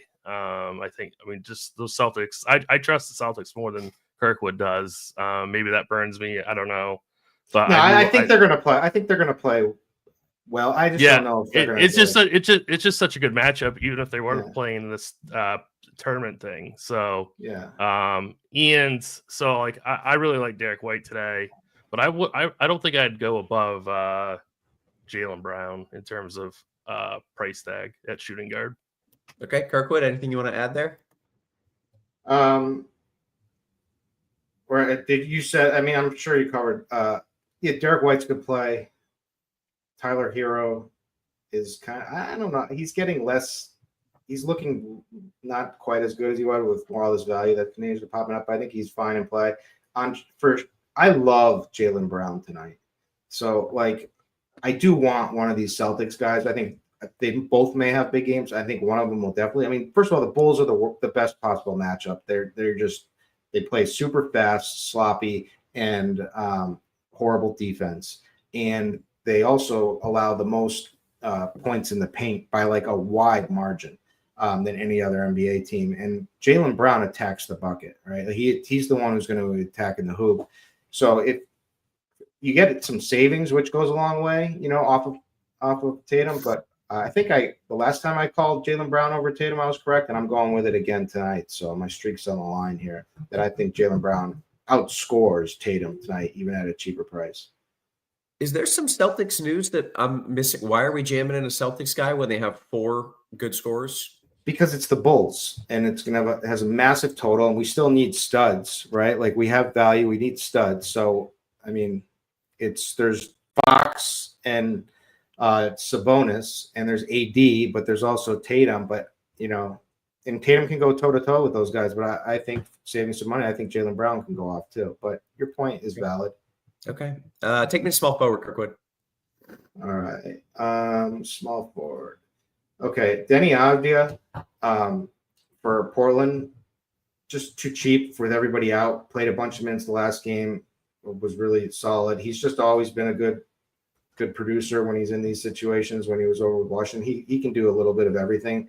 I think he's going to be a strong play. Jay Crowder is back in our lives. It's because he's also playing for Sacramento, and he played like 27 minutes or something in the last game. Just like signed out of nowhere, and he's going to be chalky. I don't think that seems like very good chalk. Keegan Murray is also going to be chalky on Sacramento. I kind of like it, but not that much. So I wouldn't mind taking, because he's like so 3-point dependent, and he can have games where he does rebound, and maybe that is tonight. But a little skeptical with him. But I love Jaylen Brown again. I like Tatum if you don't want to play Brown. Scotty Barnes, I like a lot, and I love Shaedon Sharpe. Yeah. Okay. Tim, any names you want to add there at small forward? So my Boston player tonight is Tatum. So I'm in a little bit of disagreement with Kirkwood. Not that he's wrong at all. It could easily be Brown, but I'm going Tatum tonight in my lineups on FanDuel and DK. I'm spending up for the 10-3. It's so easy to do it. But I mean, Kirkwood's right though. It's an amazing spot for Brown. I think honestly you could play both just to get a little bit different. So yeah, I mean, and then I don't know if we mentioned Keegan Murray at all at 6,300. That game is so fantastic. So 6,300 for him. Power forward, small forward eligible. I really like him tonight. So and then Denny Avdia is your cash game play on FanDuel and on DK. And then going over to power forward, if you're not playing Avdia at small forward, you're playing him at power forward. You're definitely playing Sabonis in cash games at power forward. He's center power forward eligible. I would play him at power forward. He's 9,300.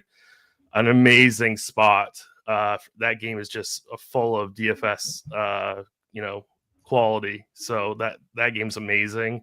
I think Anthony Davis makes for a really strong GPP pivot. There's plenty of value across the board, so you can play him, and I don't think he's going to be that chalky. So I think AD is a fantastic GPP play.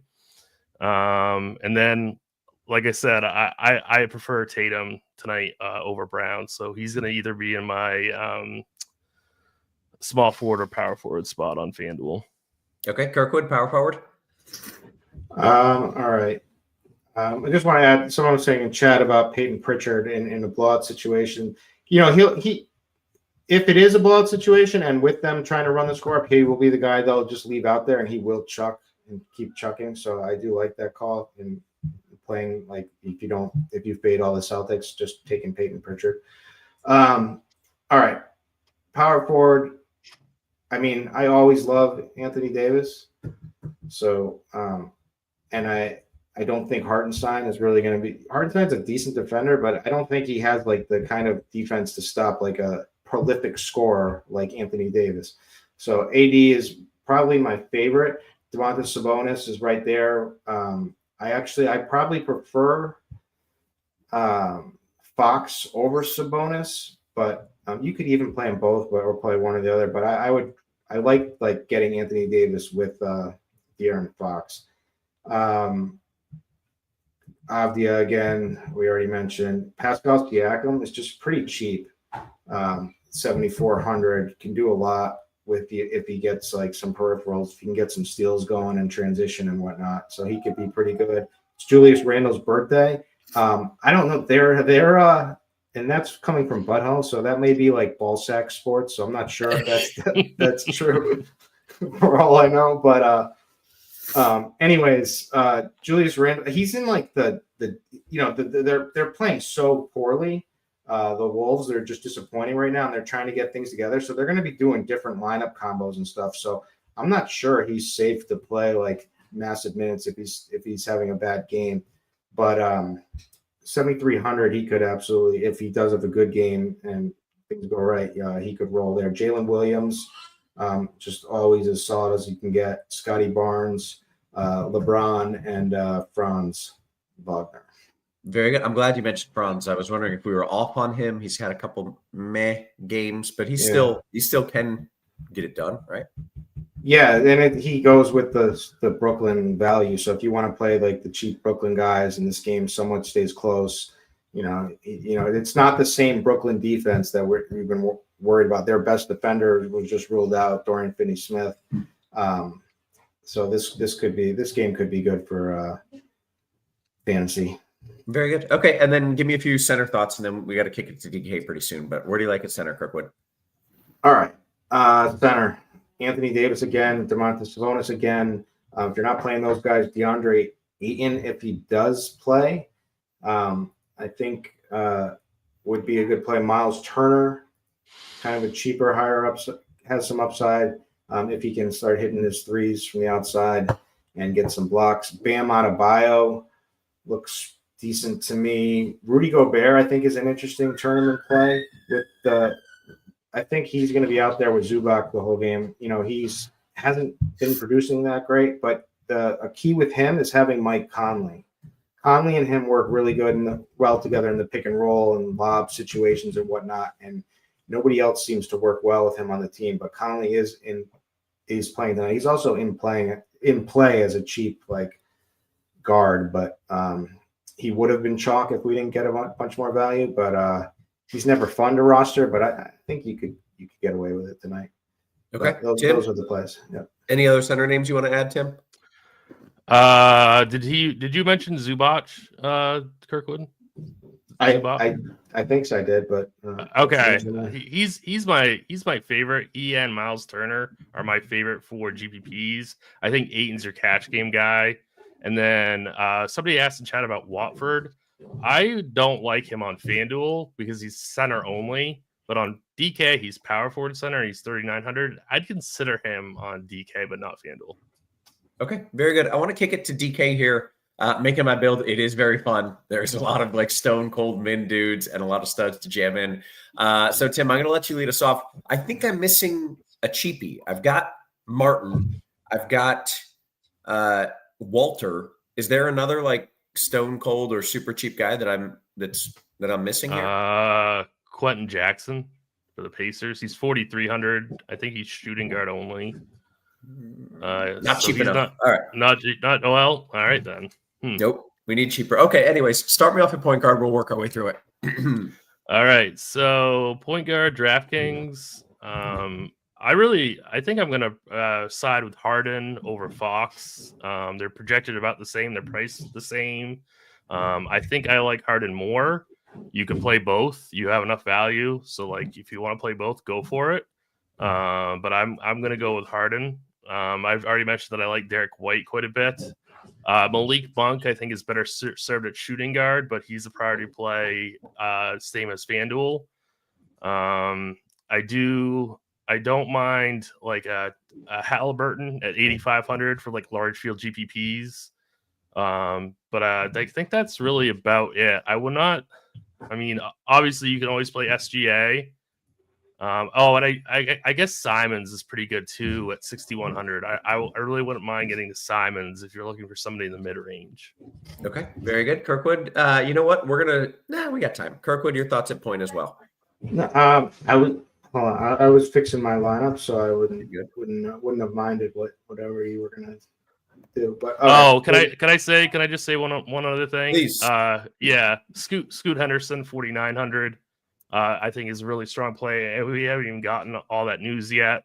I think Kevin Porter Jr. also at 4,300. If you want to like a real like risky punt, I think he's fine as well. But go ahead, Kirkwood. Okay, I'm big on Fox. Let's see. Malik Monk I like, but shooting guard eligible also. Keon Johnson is another Brooklyn guy that's in play for 3,200. I don't know. I think he's okay. Scotty Barnes is point guard eligible or small forward, depending on what you want to use him. Simons to take advantage of some more potential news to come. He's a good play regardless. And then, as I mentioned, I think Conley is in play for how cheap he is tonight, and the fact that maybe he could step up with some veteran leadership and get things working for this team. Harden is pretty decent. And then if you want to buy the Celtics, like keeping starters out in there and stuff, if you want to think like maybe they play Holiday is just, the price is just coming down, and I get it. He hasn't done much, but like if he does he could bury like a 5K salary. I don't know. It's out there, but it could work for you. Okay. Shooting guard, please. All right. I'll mention Malik Monk again. I will say Tyrese Martin, obviously the prolific scorer, dropped 30. He's got to drop at least 30 again. Jaylen Brown, love, as I mentioned. Benedict Mathurin is solid for the price of 6,300. Derek White is solid for the price of 6,800. Obviously, TJ's boy, one of his favorite players, been for a while now, Jacoby Walter, like that. Dalton Connect. I think he's 4,500. The kid just gets buckets. He just, if his shots on in this game, they're going to need him. Prolific scorer, I'd say. He is. He really is. He's such a good play tonight. Such a great pivot off these super chalky value shooting guards. Mm-hmm. I love him tonight in GPPs. Nice. Okay, Kirkwood. Any other names, real quick, or no? No. Okay. Tim, you're on board with the Connect train. I love the Connect call. I was hoping I could say that first, but he got to it. Love Connect. I love Derek White at 6,800. Simons again at 61. Pretty much the same guys that we mentioned at FanDuel. Martin, Walter, Monk are like your cash game trio for value, and then you get to some other pieces like Connect in GPPs. Okay, small forward. Yeah, so if you're not playing Martin at shooting guard, you're playing him at small forward. Denny Avdia, he's small forward only, 5,300. Definitely cash game, GPP, viable. I already said that I like Tatum as my favorite Celtic tonight. Connect, you can play at small forward also. So he's definitely a really, really strong play in large field GPPs. I think really, I think Zaire Williams might be interesting at 4,900. But yeah, I think that's really it. There's not really a whole lot of like spend up options at this position that I really want to get to. Like if you're not playing Jaylen Brown, or Tatum, like you're spending down here, I think. Okay, Kirkwood, small forward. Yeah, I'll reiterate. I like the Zaire Williams call. He's coming off of a poor game, but they're going to need scoring, and he is someone that can score. So I like that. But it's all the same guys. Again, it's Avdia, Scotty Barnes for me, Franz Wagner, Tyrese Martin, Jason Tatum. Although I made it clear I like Brown better, but Tatum Tatum could be the guy tonight for sure, absolutely. And if you want to run back, man, I don't know how good he's. I don't think this is the best slate for it. But if you do want a Celtics run back, Zach LaVine would probably be the guy. And that's it. Dalton Connect again. Okay, take me to power forward. Okay, power forward. I really like Siakam at that price. Cheap, even same price on DraftKings as he is on FanDuel, but I think there's upside there at that price. Trendon Watford is the cheap guy if you need him. The problem is I just wonder how many minutes they're going to let him play. He's been coming back from a hammy, but should get at least 20, you would think, minutes, and he's only 3,900, and he's a pretty decent fantasy point per minute player. Naz Reid is going to be popular, and I don't know how to think because he's been playing terrible defense, but he's pretty good on offense. At 4,700, I would take some chances with him for sure. But we may see some different lineup combos in Minnesota tonight. Franz Wagner, I think.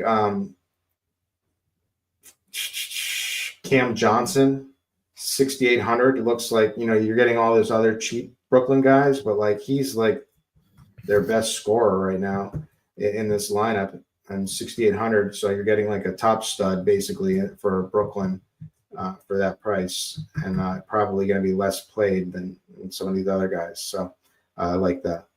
Yeah. Okay. Tim, your thoughts on power forward? We have about 4 minutes until. Yes. So I think I would stay away from Watford because there's so much better, cheaper value. Like if he's your last piece at power forward, I guess you could do that. But we have such better value than him that are going to play way more minutes. So I'm keeping Watford out of my cash games. That might burn me. I'm not sure. But I'm playing Tatum at power forward. Like the Siakam call for GPPs. Naz Reid super sharp call as well. I will just mention Keegan Murray again in the mid-range, projected to play 38 minutes. So that is a lot of minutes. Yeah. Very nice. Yeah. How about center? Yeah. So center, I'm playing Ayton at center in cash games. He's 6,600. I love Miles Turner quite a bit. 65. Zubac, obviously. Like Zubac and Turner are like my GPP plays, and Ayton's my cash game play. Hartenstein is right there also, but that mid-range for center is absolutely loaded. If you have the money, obviously you can go up to guys like AD and Sabonis, but if you don't, that mid-range is super, super awesome. Yeah. Okay. Kirkwood, center. Yep. Mentioned a lot of these guys already, but Anthony Davis and Sabonis are my two favorite top guys. Anthony's my top stud. Other than that, Miles Turner, if you need just some savings, good spot against Detroit. Zubac, like him for the price, 6,800, going to be out there a ton. High minutes upside. Hartenstein, if you need another cheapie, they're going to need him for defense for AD, so he should be out there a ton. And he's been pretty good. Bam Adebayo, DeAndre Ayton, like Tim said. Just lack of bodies, and he'll be the guy trying to get, trying to score inside. Gobert, I think, is interesting. I played him the other night, and he had a horrible first half, but he got it going in the second half. And I think he's going to perform a lot better tonight. I think so. I think he's got more upside than people realize tonight in this spot. Yeah. Guys, we have about 2-3 minutes here until lock. We are getting some questions in. I will reiterate, still on a broken computer, so that means I do not have Discord.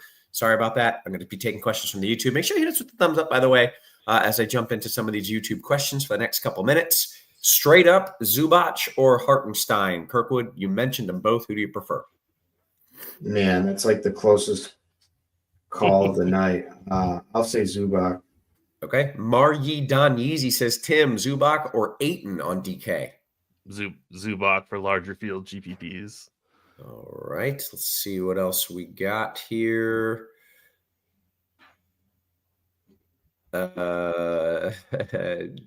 a better play in a FanDuel tournament? Tim, you want Tyrese Martin or Jacoby Walker?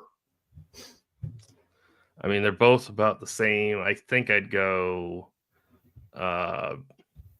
Martin. Okay. Kirkwood, got a question from our guy Butho. Connect or Abdia on DK. That's like chalky dude versus like good pivot, pivot. So if you're in GPP, play Connect. If you're smaller field stuff, play Abdia. Unless the rest of your tournament lineup is crazy and off the board, in which case feel free to just play the of course. Yeah. Kind of a scale there. I have a feeling Butthose is kind of, when you imagine. Yeah. Oh, yeah. It's off the board. David says, Kirkwood, 2v2, Tatum Ayton or Turner Sabonis? It is a FanDuel cash question. Sorry. What was the first choice? Tatum Ayton or Turner Sabonis? Turner Sabonis. Okay. Tim, coming back to you here. Mr. Richard says Sabonis and Monk or AD and KPJ, single entry GPP. I just go with the chalk and go Sabonis, Monk. Okay, very good. Any interest, Tim, in Milton as a low-owned GPP punt from Wendy? Let me just check. Not really. No, there's such better value out there. Okay. That wasn't from Wendy Roth. Who was that from? It was Wendy's friends. It was Wendy's fam. Jim says SGA. Here we go. In one, I think it's a question. I don't know. Tim, SGA, Jay Williams, and Abdia in one lineup GPP DraftKings. Is that okay? I don't really like Jay Williams that much, but I mean, I guess it's not horrible. Okay. So I guess you can do it. Okay. Kirkwood, we've hit the lock. I will get this final question from Jackson Carr, DK GPP. Simons and SGA or White and Sabonis? White and Sabonis. And I'm gonna go on record for Wendy's balls here and say that I think Milton is a good low-owned GPP punt because it seems like he should get that second unit, and they need scoring. They're going to need scoring, so I think that could work out. And I do. That's probably a perfectly appropriate name. Wendy enjoys throwing like galas and balls and such. So Wendy's balls, chucking them all over the place. That's exactly that. Basketball company. I did have one. I hit all the questions from Discord, but I did one in particular I found quite interesting that I wanted to ask these guys on FanDuel. SGA and Jalen Williams, two OKC players, or Jason Tatum and Jaylen Brown. My first thought was, Jason Tatum and Jaylen Brown together will probably project better in a small field. That's probably the play. But I found it very interesting that the combo is like that is doable on FanDuel, because on DraftKings, the SGA and Jalen Williams side is like $1,500 more expensive. Yeah. So I like it. I think them both, but I like I don't think it's going to be a low-owned combo. I think the SGA Williams combo actually projects better on FanDuel. Okay. There we go. I think with that, we have closed things out. We've done the things we came here to do. It is Friday night. We're going to watch some hoops. So for Kirkwood, for Tim, for our wonderful production crew, always working hard behind the scenes, which partly on the scenes today. Thank you, TJ. Guys, we appreciate you. We love you. And we will catch you tomorrow. You have been crushed.